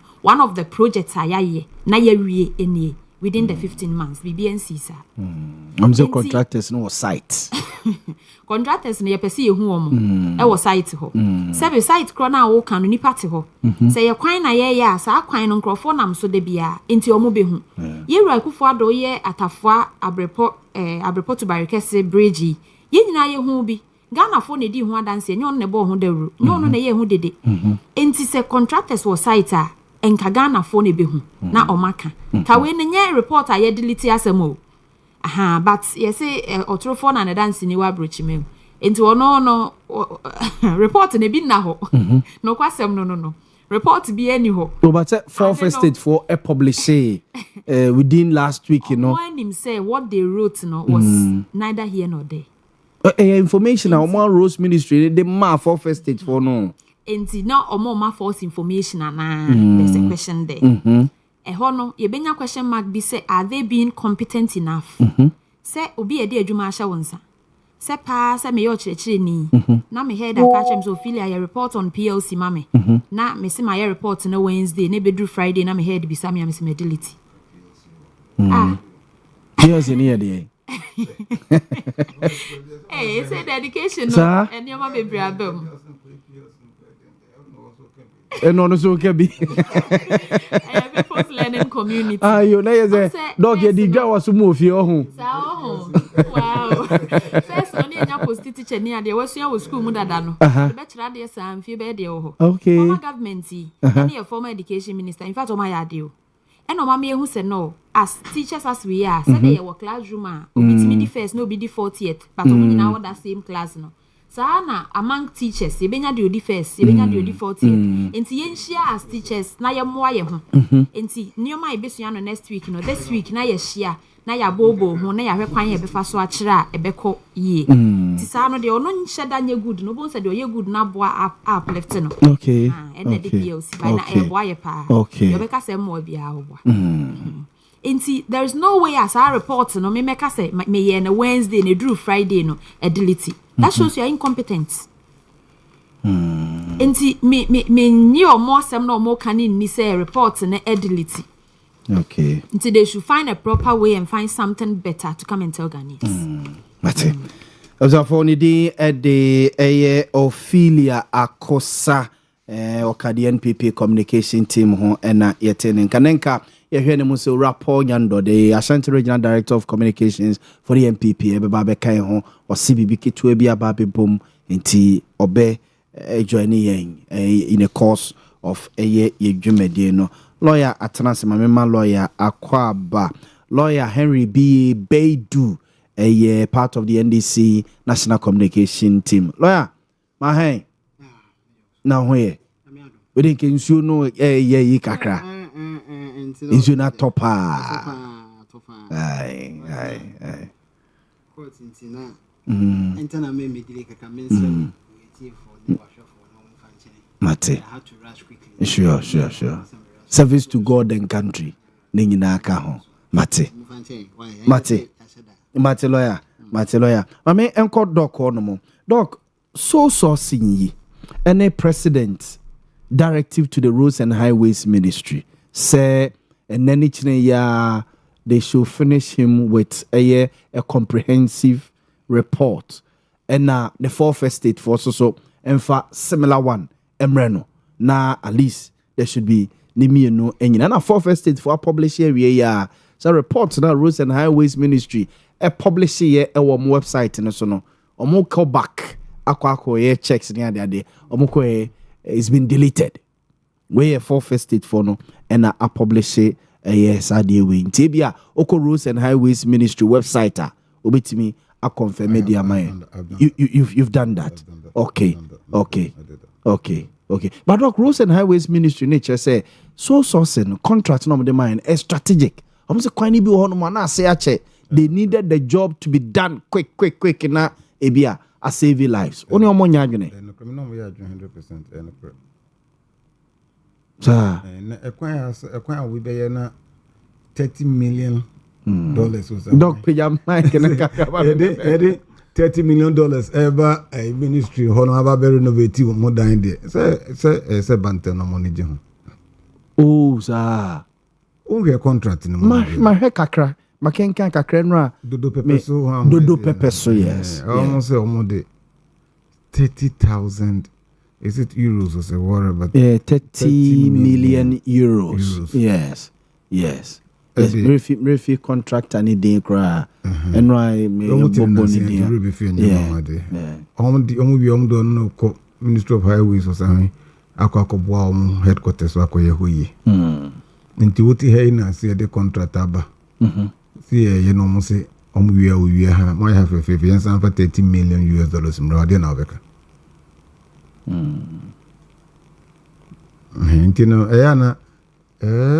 Me I'm not here in for party and I say whatever that mean for Ghana. Na ye interest in it also. Ono na mribia na ya na ma yen contract executions na enter nko yie no say osu ko sidan yeah wakoto asase ewo ohini bi asase so yeah ohini makokobe na osu sidan anaso basic school yes school no block ba ko 1 cedi eso be here block ma ko 5000 ni a check 5000 obi here missing for ko 5000 ba ko 1 cedi 5000 ni aka bom obi here nsuo se ni aka bom nyina awie etiese dan osi wi a ne bo no ye 500,000 Ghana. Yeah. Profit that's be 50,000. Yes, it will sit down we are fa. Says can I also sit down for 500,000 or so whatever for kwa him fear. What is it telling you? What are you going to do? And the enemy to me. To be for so here. Yeah. So you do whatever you can Yeah. do. Now what did you be kwa him fear be ko we. Ako. Me who contractor change na just odi bebre ebi be ko headquarters highway Ministry no na say department ni bebre edoso dodo ebi a 30 million ebi a 5 million edoso dodo. These are some issues you may hear party for no be different than Nazi, but you may defend, you may have whatever ways to defend, but this will go against you in the near future. Because you are not the beneficiary, you wouldn't own your part of that contract, and that contractor knows that you are not part of it. You are even struggling to move, but you come around to defend it. And your practice be a se koso first na koso to us as you so enye. So it's not about equalization, it's not about we MPP be equalizing. It's neither here nor there, it's infantile. And then I say videos of President John Dramani Mahama and Samuel Kanye ahead of 2024 elections. Sami Jemfi, Okujetwa Blakwa, and then Musa. Emotional issues. Intina so omo ye kan etwa so ko akiri kakra campaign e be next elections need to be different. Okay. Because president di now say kokofu bi am obi am measure mfinfin na be tubo ho do a year be si wona se for no wanya next time we ko cancel na so unka bi I hope you get my point. So this Sani Manema we mono it's not here nor there. Now back to your question, Abusa is president say or Frey almost say who is in charge of the country? The president. In Tisani ma onu ni mansa na offer buso famra.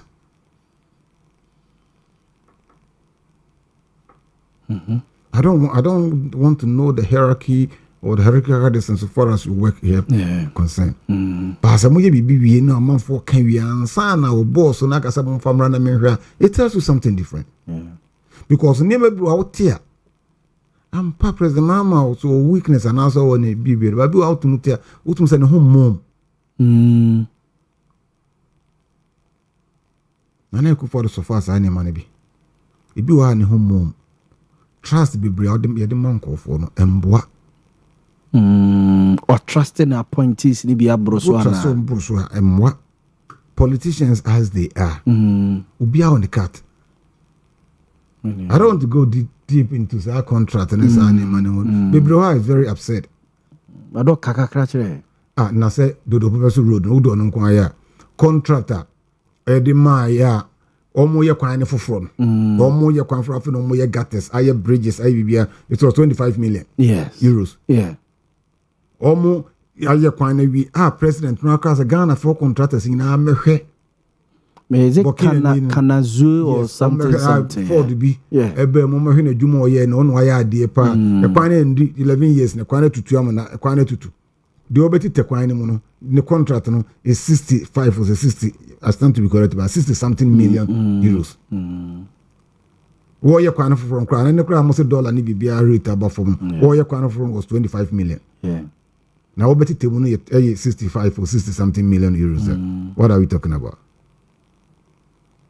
So then these people and also the party people no as usual will come and do there na nyesa na time no mu it will go against you. If I'm going against Ukraine, it's going against the country. The beneficiaries, those who are there, and you are not the one getting it.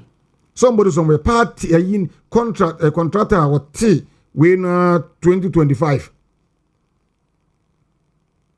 company established 2025 so yes so source na oh yes so source na 2025 obi oye na so source na emre wo no bi say experience obi o experience obi a ne competence here high ne staff no ne bibia ne my way all mo check obi staff cry for ebi there one do they even qualify for so source? But contractor no so aba say or site here adwuma mo ho nyina say dey obo be hwewu workers or dey omo ye adwuma na e fo fa ka ye fo abegu ho afankofo be omo a utua omo ka yie eti omo senate omo ntua senate omo fankofo cheap labor for bebre nso gi a oni workers ba woje no dey sublet am obi nipa kro ne wo contract school feeding omo ye school feeding sisi a check here say omo servo duane man kola dodo say na je contract no Oje no dia ma obi to no dia wajiska no na say mo okay so we season journalist no school feeding from MPP or from wherever ta mo contract no dodo say na kitchen ko no dia me no crepa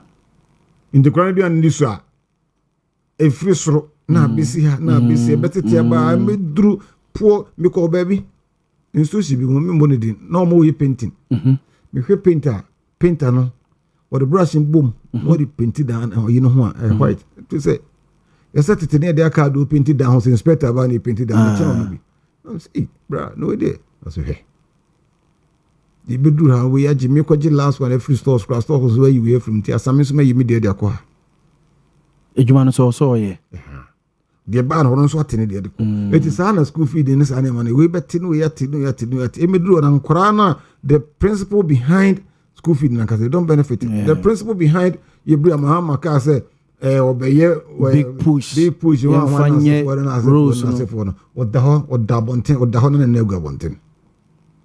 He's now calling. It's indictment on his part. Project of this value we discuss at it's to be discussed at everyone's a cabinet. Or projecting in an ubia hunina, the Mosan is Sunday. Then work I one day new in supposed to know. So when you walk around, that's what one will break around a dear chief of staff, not for brief. Pack on tell me a crown day. It's a shame. It's a shame. As usual, party people will defend it.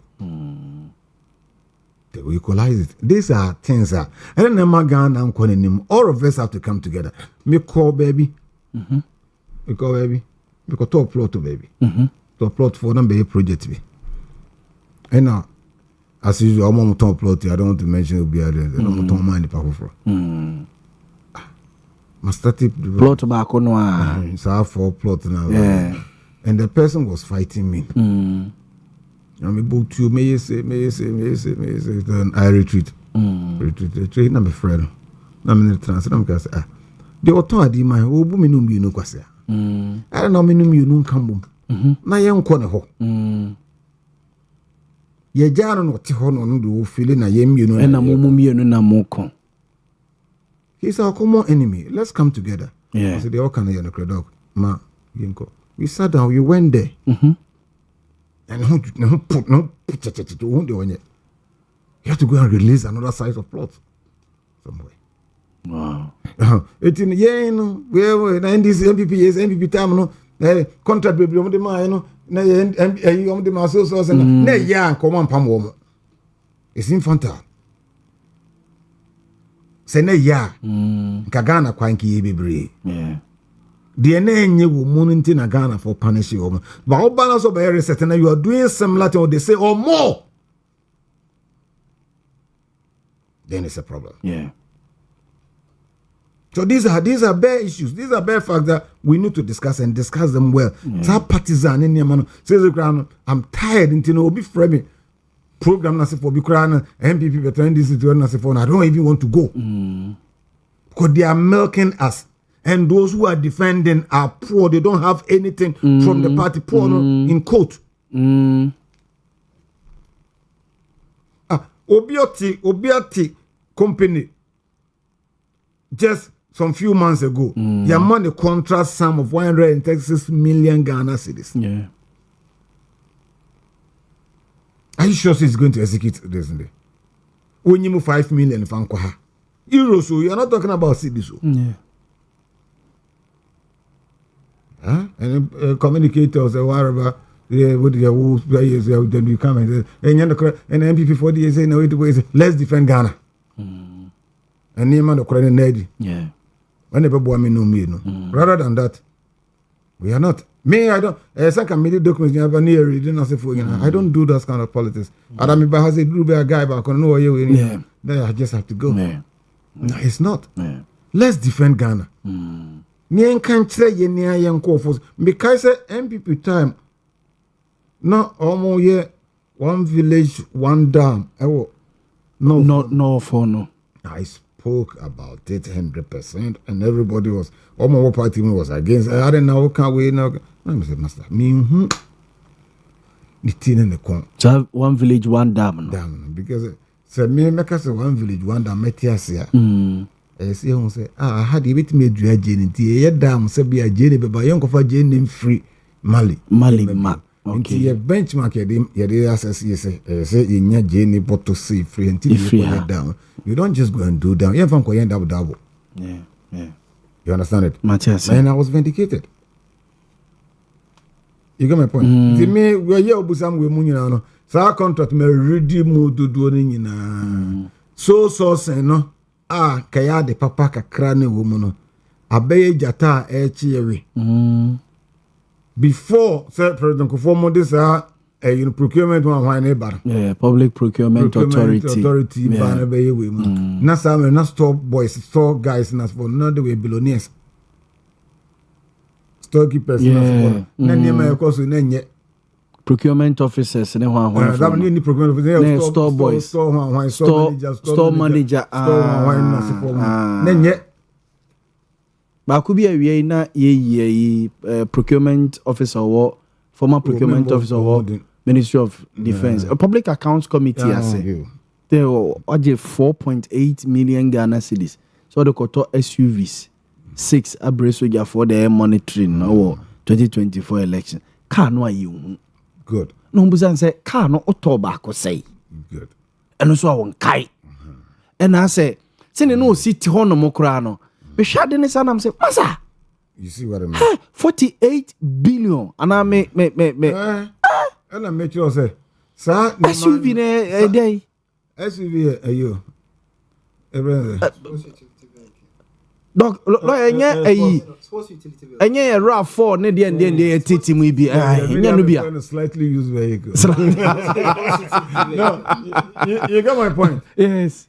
No, edru brebia na omo omo ye na eho na nye eno omo de sa law ba law we na ba no e ketel ne mani bi but e kwan abeda ho emre bi e cha na lupus abab e kwan abeda ba bi a politicians ni bo romo asabi omo didi nsem ho no we need to block that way. Okay, who's to do it first part no e no be say na my then will come back first part no was secondary school sir na beza chen obi awo. He was the richest in coat. So me boy. Aye. Yeah. Oko sorry kra beza na ebe chairman. Ebe chairman aye. Ye boy for ya. Yeah. But emrani kakra ba ye no. Enka say mo omo but we need access to every human being. You can quote me today. Say every human being is a potential criminal, but emra and a tenetenipa. Every human being is a potential criminal. Yes. But emra and also on your son, Castle for 4 years, and came from the little uncle. I saw for 4 penny 4 years, and you didn't vigilate a coho. Oh, yes, in so far, so the Yanko Poncrani, don't buy you say, or so for or no, so a point for your way by almost so her night, you didn't vigilate a home. Almost our auditor. I saw for 4 no cross our auditor. Auditor, next our auditor. Matter described we are science society meeting every 3 months. Baby, we are contaminated some question. Some matter this. I mean, Jamie Bishop. Some was fantastic. Okay. Bishop Yamwa. Yeah. Or return or honor you another software. Okay. Okay. But do. Okay. For Christ. Also was fantastic. No. Me Esuye boy, okay. You are not the time. You are not the tight man. Or the tight man. No, you see, no, these are the rare issues. Oh yes, doc. These are the rare issues. Yes. And you need to love your country more than so we say mono. And then party politics is destroying Ghana. NDC benefited a lot from and trying to MPP for so shall say almost a year almost there. Cocoa, they are going around. It is catching. It is working very hard for them. It is very good for them. But Brand and I say Brand and Cocoa no so no 1 year we no more better so. MPP and this is beset in as a form. Yen can crunch. Na yen ye a year right.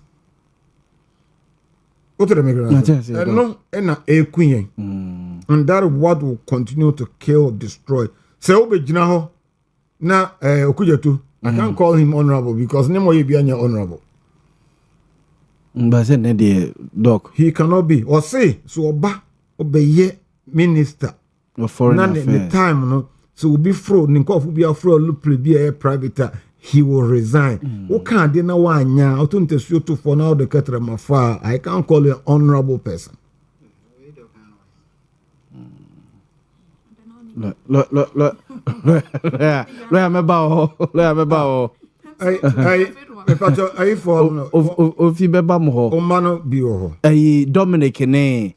Me fan to say. Ne kukua ne ya grace. Black car say. Say oba na ubi. The ministers and penny for be used private jet or resign. He said it. Or my penny for no pay a kunyana veterans or so by ministers or better. So by 1 minute he apologized to the nation. Has this guy apologized? So by say the presidential jet in the stage 1 no and you're fit for purpose. And our president will say, this is another topic. International engagement. That is the politicians that we are dealing with. And we need to be careful about them. We need to be extra careful about them. Yeah? Abraboya ye born as if we go to him room. South African bungalow. Na ayinko taxing ko. You can ask Umpenifone be no busa of the history, South African bungalow. I want to say Bikoto golden bed. I call her Krobodu some time a month for chases some golden bed. And a ma Sikafo Ghana to do in our tour and pan and that the empire na good war home. Omoko.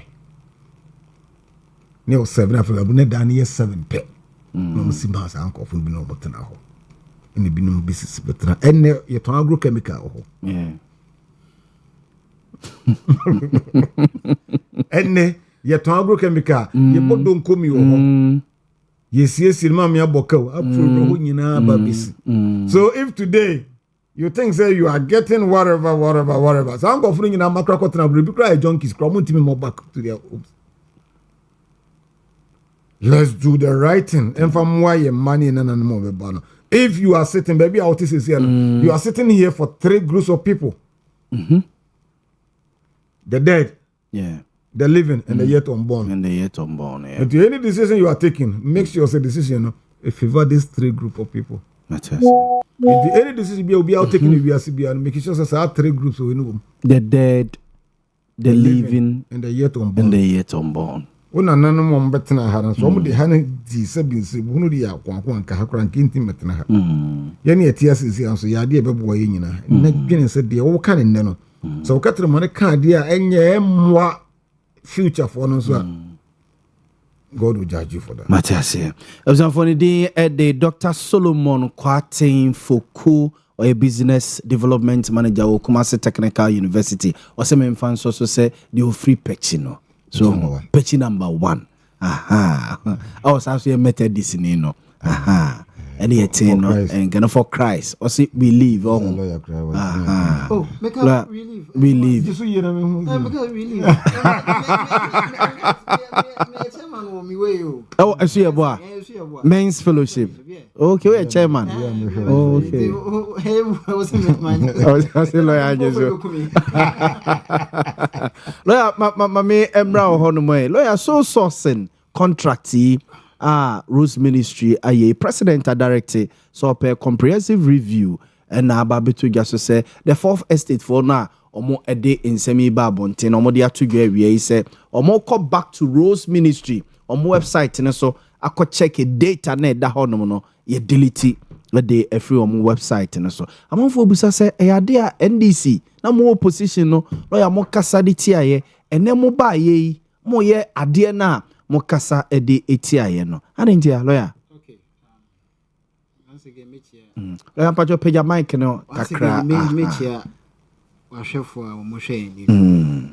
You see NDC yanka say so sourcing. Say evil and legality. In fact, ma yang ye bibi ye educated kakra.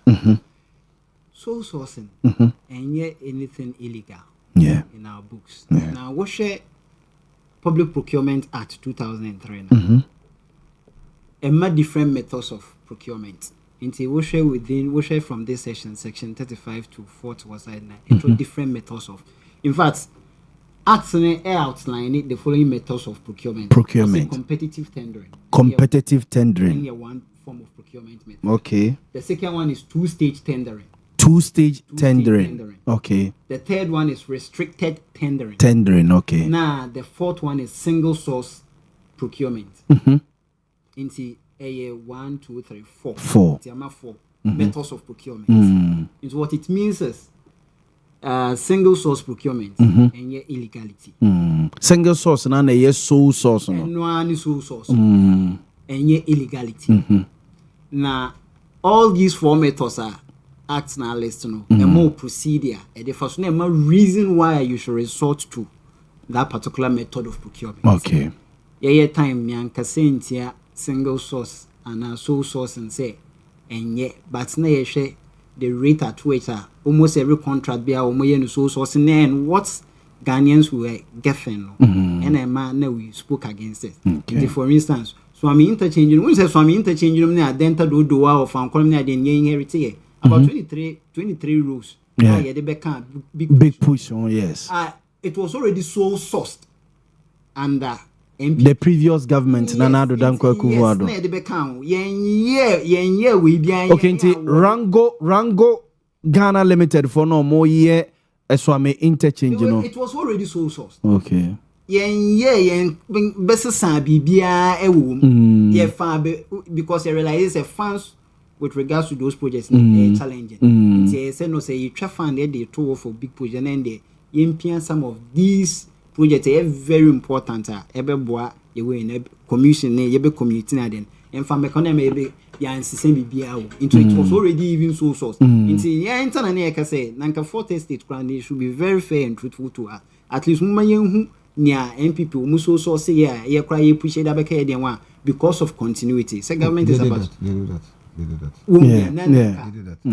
They did that. Yeah. But the way a narrative in you can say, they did that. Yeah. Ningina. Oh, there be Oshe data nearby na a womb. Omama 23 contract. Yes, 23 ningina. 23 from the bank. Sorry, Kafra. With the Owia member. 23 from the bank. First one I'm can say a year. Omo heritage buy no. Awarding date no. 2025. 2025 June or whatever is it. Okay. Okay. Inti. No. Na ye say kanina and say single source and a sole source and yet against the law. In fact, law no prescribe it on conditions say bia or say we be a single source procurement allow. For instance, Mr. Rama men can be big. Oh yes. Okay, section 40 subsection 1 of Public Procurement Act 2003, and that is Act 663. Or say a procurement entity may engage in single source procurement under Section 41 with the approval of the board. In this Section 41, a normal procedure of how you go about sourcing. Not say A. That is 40 subsection 1. Or say where goods, works, or services are only available from a particular supplier or contractor, or if a particular supplier or contractor has exclusive rights in respect of the goods, works, or services, or no reasonable alternative or substitute exists. B, where there is an urgent need for the goods, works, or services and engaging in tender proceedings or any other method of procurement is impracticable due to unforeseeable circumstances giving rise to the agency, which is not the result of dilatory conduct on the part of the procurement entity. Now, you can say there are certain situations that, in fact, well established, competitive tendering. It takes time. It take 21 days to mature, then they. And depending on the number of tender. In fact, with big push, you cry reliable information from the Ministry of Roads in Ukraine say, even for the kind of same cry.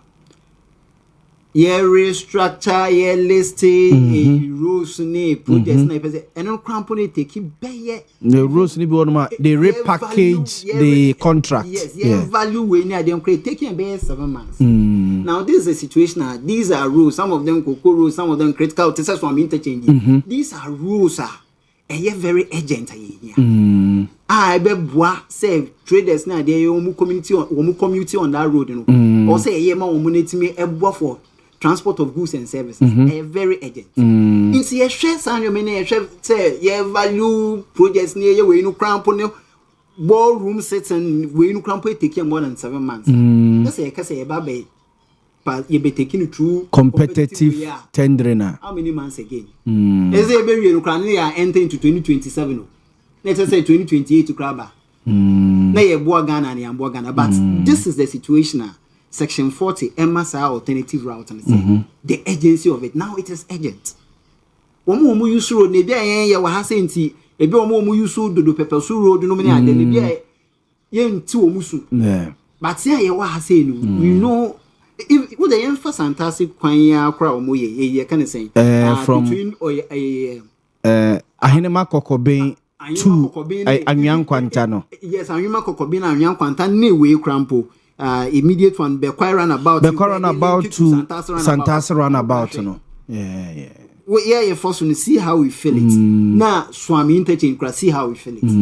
What do you and see, sometimes I won't for road in Uswa. Oh, they want to say, and yet, agents, and for competitive bidding. Yes, it is good. In fact, when there is competition, it gives value for money. But you bet me as so sick, and there can be single sourcing of contractor.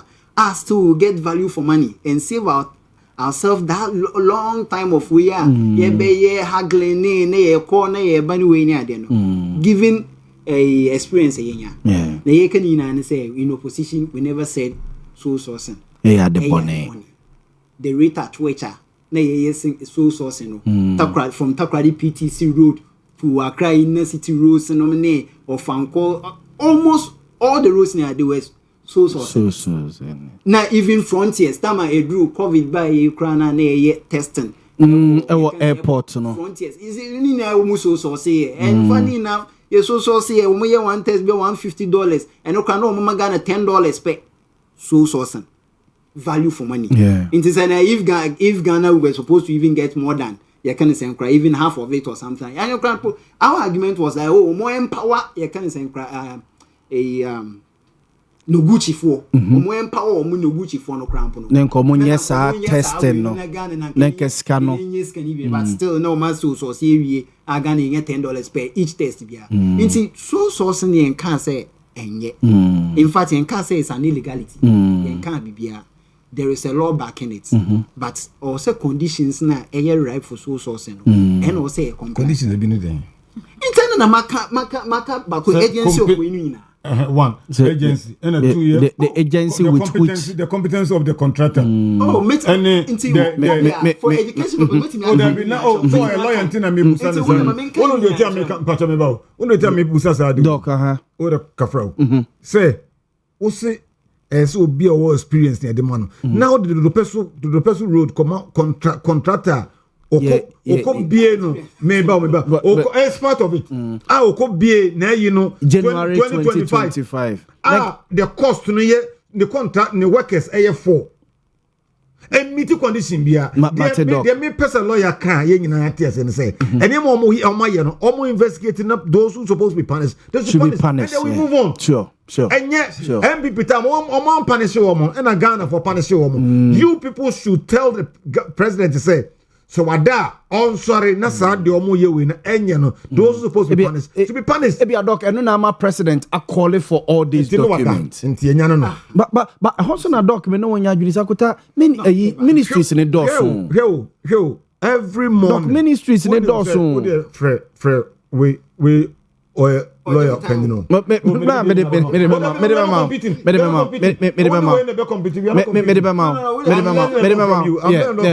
I'm not doc, yeah, educate you. No, President, sorry, Tenassi. People come and brief him, yeah. Contract of this caliber. I am a major promise. Untiminka say, oh, my way, mon discussing the cabinet. Yeah. So some of us, it's strange to say, onim and some me fan cherno. It's 4 faces to a man, president, Matthias say, doc, lawyer, and now he's benefiting from someone. Debbie, no the intervention. Let me busa question. Okay. So untina me busa. So abi. I totally disagree with Doc. See, at the cry,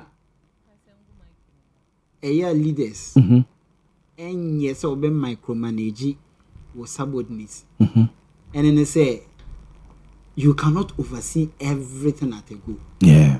Into big push, yes, a major campaign we are promise a year. Into be infant say, I guess okay, if I say a year, big push. Yes, mama, I will okay, you trap. Infant say, 30 billion, yeah, the baby a big push. Yes, that one is aware. But as to the details of it, the internet was setting up ministries. So ministries, deal with the nitty gritties of we no project na ye try to say yeah.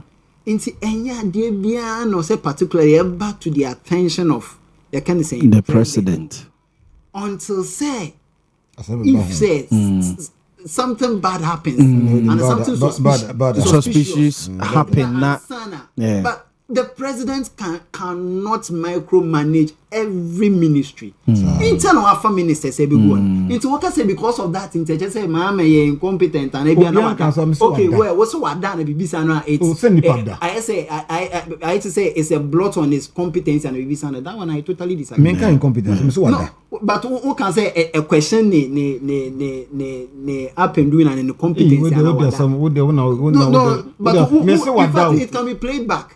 But to the extent of the competence, I say it's not up and doing. And that's what I said. It is never so.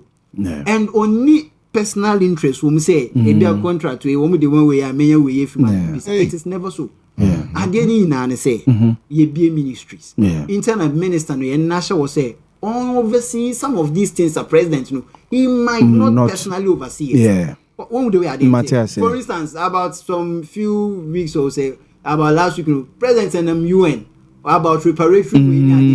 The attention was okay.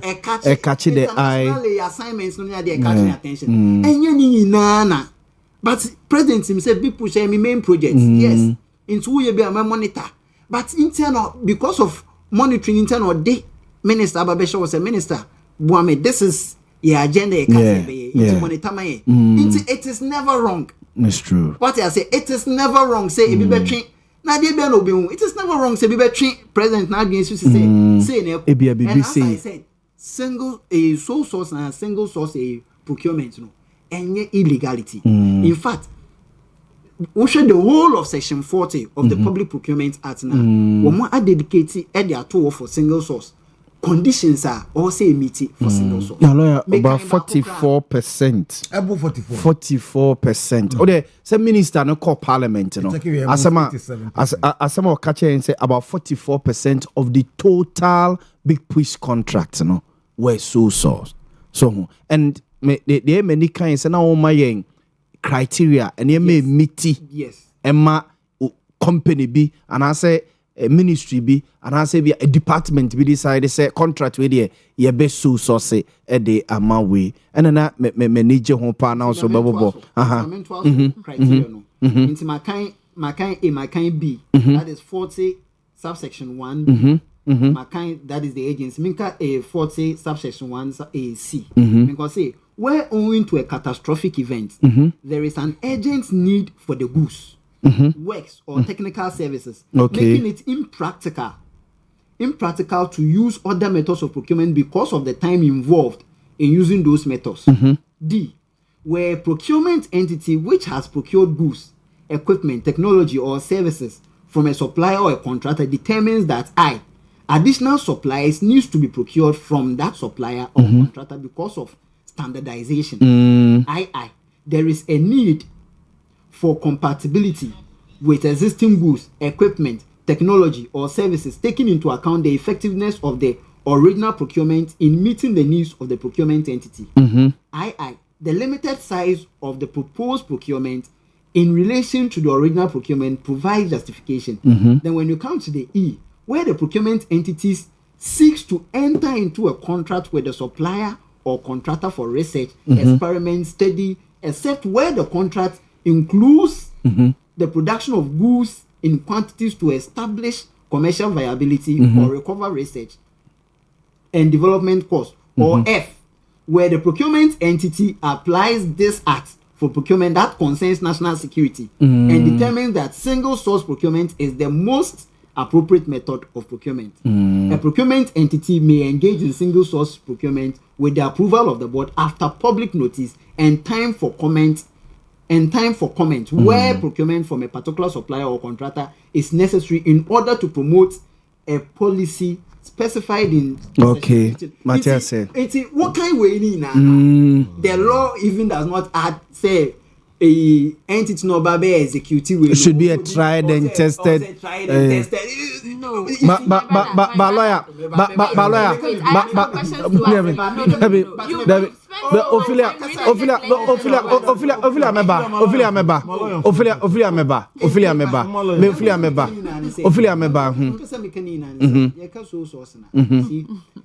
the lawmaker envisaged a lot of things in writing this. In fact, in law, there is this assumption say the lawmaker is right or is presumed say everything that he has written is what he wanted to write. That is it. But per administrative procedures and standards, no, and they believe say, oh, okay, before at least say what they contracted, ama obi and obi san, or say making sure say okay, nipa no. Maybe we have 2 years, we have 3 years, we have 4 years. Yes, these are procedures, these are processes. But the person may can say, who can say, and no, no, criteria, what they condemn you, even the law itself does not even foresee that.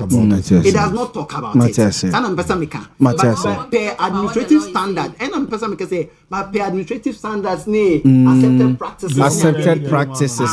Accepted practices. At least when you're the background experience, but the law does not even talk about that. Law criteria or say follow within. The agency of some of these contracts, some of these rules, and some of these rules were even pushed to us. About 23 of them. Yes, time the in cast. But lawyer, they me one pie say, who now and me busa our question we say, send agency. The rate at which any pe wu Accra Kumasi Road no so no. Easy wu. Omo use Accra Kumasi Road Saturday ni Sunday. Ye fa honomo. Ayi conference say nyiresi you say wan honomo. Articulate bia kumuna to about 4 hours. Na ni pagina baby fa ko. Ba na nka bia kwani the money aba be du Kumasi o. I'm a big push. Me busa no say adai na.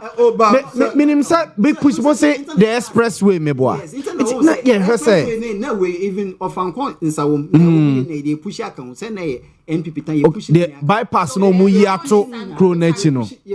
Okay. Matter right. No, you are a lawyer. Let's go by the law. Debbie, Ophelia meba. Ophelia mema kwa mo busa. Mema kwa mo busa. 1,000 questions sir. You be answer the amount. Yes. You are a qualified and practicing lawyer. I'm a practicing lawyer. Yes. I'm an officer of the court. Yes. The law ne can me. Matias. Law ne can and agent to me catch will say we are reliably informed. Say even you can say a big push we need now. You can say draw or more budgets we look around. It has taken more than 7 months. 7 months. Okay. Into you can say into your pen in term. Say rules one competitive bidding also comes along with its own processes. bureaucracies ne Matthias lawyer Ophelia mame emra ho the subsection B questions in dia me na me buza o questions in dia me na me buza Ophelia dia he na open chiremu okay dia open chiremu ne say okan wa he ya me yete say obi be so and backed by law ye wo conditions e wo ho yes condition no di kan ne say ye ni competitive bidding bia ye nya supplier ono so betimi ama the same services ye dey ma we no okay and so my first question is, are there no options for competitive bidding? And no, you one. Sa rules here omode we no.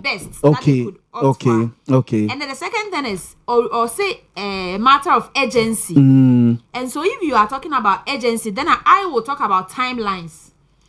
What was the agency? The agency no there was a timeline that home.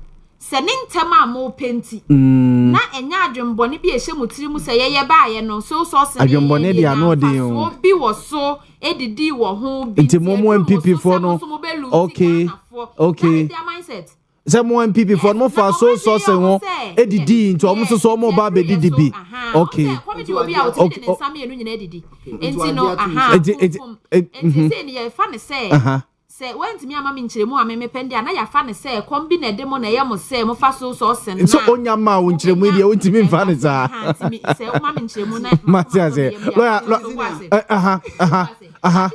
agent no mo ma mo timeline be na mo ka che Ghana for say bedru sen na ma ye wi ne ya yes akwan we nyina wi say mo report cry yere no ye me question back and then my last question am me person me bisa ne say I think from what you read, you said somewhere say so sourcing no is backed by law and so any wrong. You said something. Yes, like the fact say adie bi wo mremu no and say there are no limitations to it. And until na research crowd we researcher adie a obi aye wie no wo kofa no a wo be san enya. Oh you quote na ama reference ne ade ade. And na mesre wo say they should go back to their books and read more about so.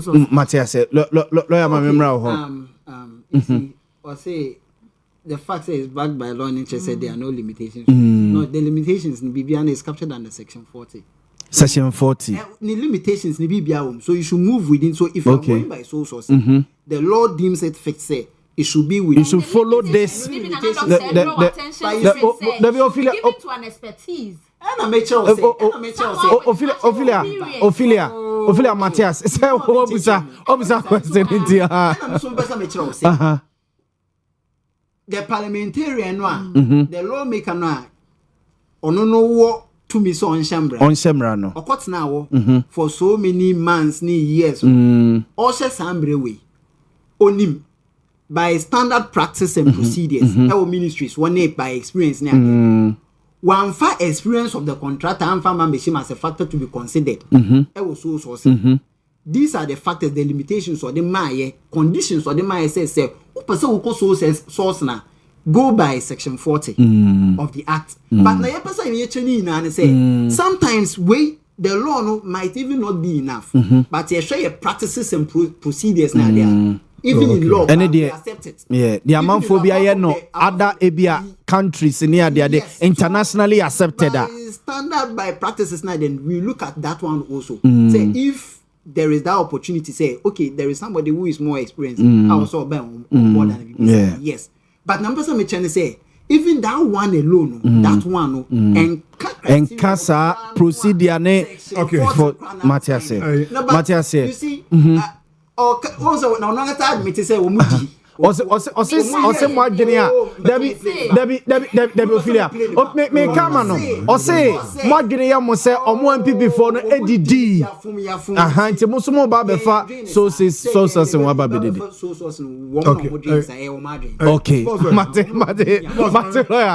doc na doc mo yen kwa enim kakra wo just a quick one lawyer, are you happy with what is actually happening?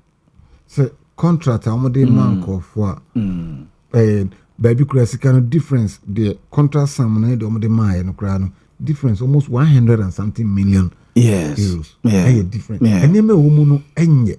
See tanaha need defend this animal. Now we are doing the service to the nation. To the nation. Honestly speaking. Me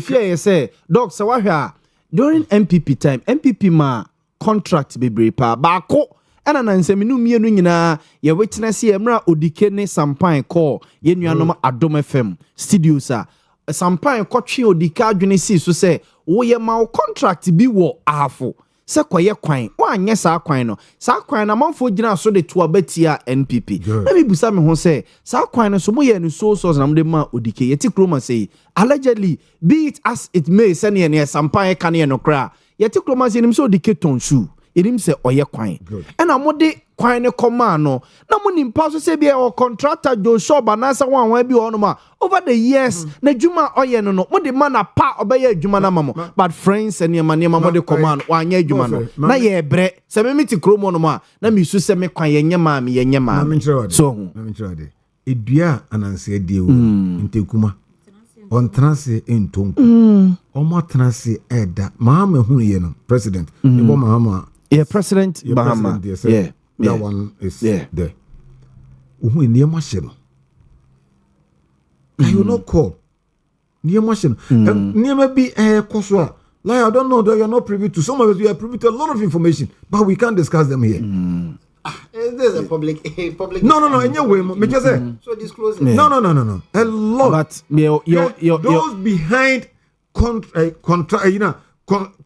construction firms are almost be now it was 1,000 something those are no more timmy estimated contractor government one it was about 1,000 something many figures but I say it's above 3,000 within 1 year. Those who are mad rationing to register register companies as contractors. I know the Ophelia allegation. Those who are rushing, say genuinely, are more competent, are betimiaye, omonje manko for and yes anima. Anyhow, Matthias. Ena, what can I say? National security issues, ena urgency. A quine, ya dema.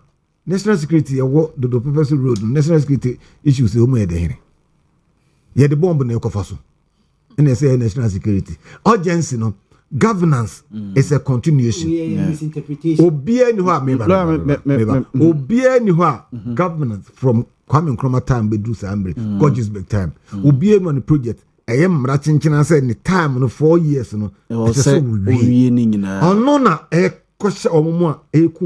So you cannot finish projects in sir, wo ye kwan obe hadden from obeye we na se from now say also ye speed intina 6 lanes every Accra Abba Kumasi now see 4 years we watch 1.5 years it is fallacy. There's no way you can complete. You just have to, politicians have to accept this and then tell us say your best start it me do has say me kra no me Mahama time now I say no be 200 day schools, community days in high schools. What you do say? MPP time also about be one agenda 111. Debbie. But how can say Ghana here hospitals 111. Yes. Inte say yes starting I'm doing this. Baby you benye skadia yen ha. Inte no say free where obi obeto us and this is where you have to go and take the money to complete. Only Sani money ba obi ba on ka so pushi ma minti me afa na beto aso the principles no how o follow. Matthias, you understand it? Matthias, so, doc, why do you force yourself to chinchina say urgency? What urgency be na womu e chen Kumasi Accra road e china no pa bia nipa ehre nko. Matthias. So this criteria doesn't meet. Lawyer, Nya doc e kan no mfane nya say you cannot build something quality within 4 years. I've not. Why misquoting me? No, but what's it to me? And by force. It is not. Don't say no. Don't misquote me. That one is wrong. You don't. Me see. If there's no emra, I just say we'll start here. We say and possible. So wait me. Expressway no. Expressway. Opa market on the wall. Me say market on the wall. Say market on the wall. Say opa and they record me. Accra Kumasi Expressway no. Express road 6 lanes. Some record next 3 years. No, we Mate. It's not true. Lawyer. Oh no.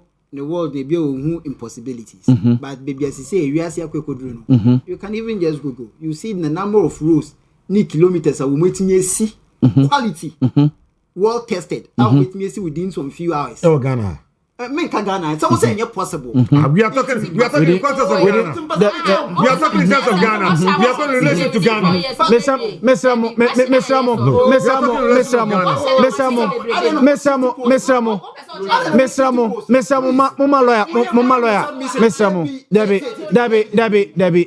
Debbie, Mama lawyer, and yet submission. Lawyer meet you. Mr. Sam Kasane. David. No, person will change and say, and you're possible. Person will say, and you're possible. And a person may try say, necessary, we are saying, you have a number of rules, quality rules on Wessi within some few hundreds of hours. In terms of person, dog say, and you're possible. Say, yeah, within 4 years, sir. Okay. And you say, be a Russia, and I say, yeah, Papa, you be. Basa. And who Google you get it. Who may Google say you a number of roads which are certified. What may I say? A certified quality. So it is possible. So you can say 6 lane express road within 2024. You can do it. Dog can. Mama yanko anymore. Let us one we see. Dog. It's possible. TikTok, you can do it in one day. The bottom line is look at your resources, your capability, your capacity, and come out with realistic way. Why be no tonight? Ahakra, I want to run about. Yeah, Santasi runabout. Interchange. Asqua interchange to Santasi runabout. Almost I think it's almost 1 year. And in fact, I'm here to receive, I'm here to read any Auditor General's report about this will say, when we say inflated, if there is such report. Oh yeah, in baby a bear next year more corner. The Auditor General's report betray and say it was say for now they are all conjectures. Yes. Okay. My Auditor General found a report and found oh, me say my Auditor General's report about. Auditor General's report about. Manembra. Auditor General's report about. Oh, me say what the Manembra. When do we get it? Why do we have to wait? Why do we have to wait? Why do we have to wait? Why do we have to wait for the rock? Mr. Ramo, gentlemen and lady Mama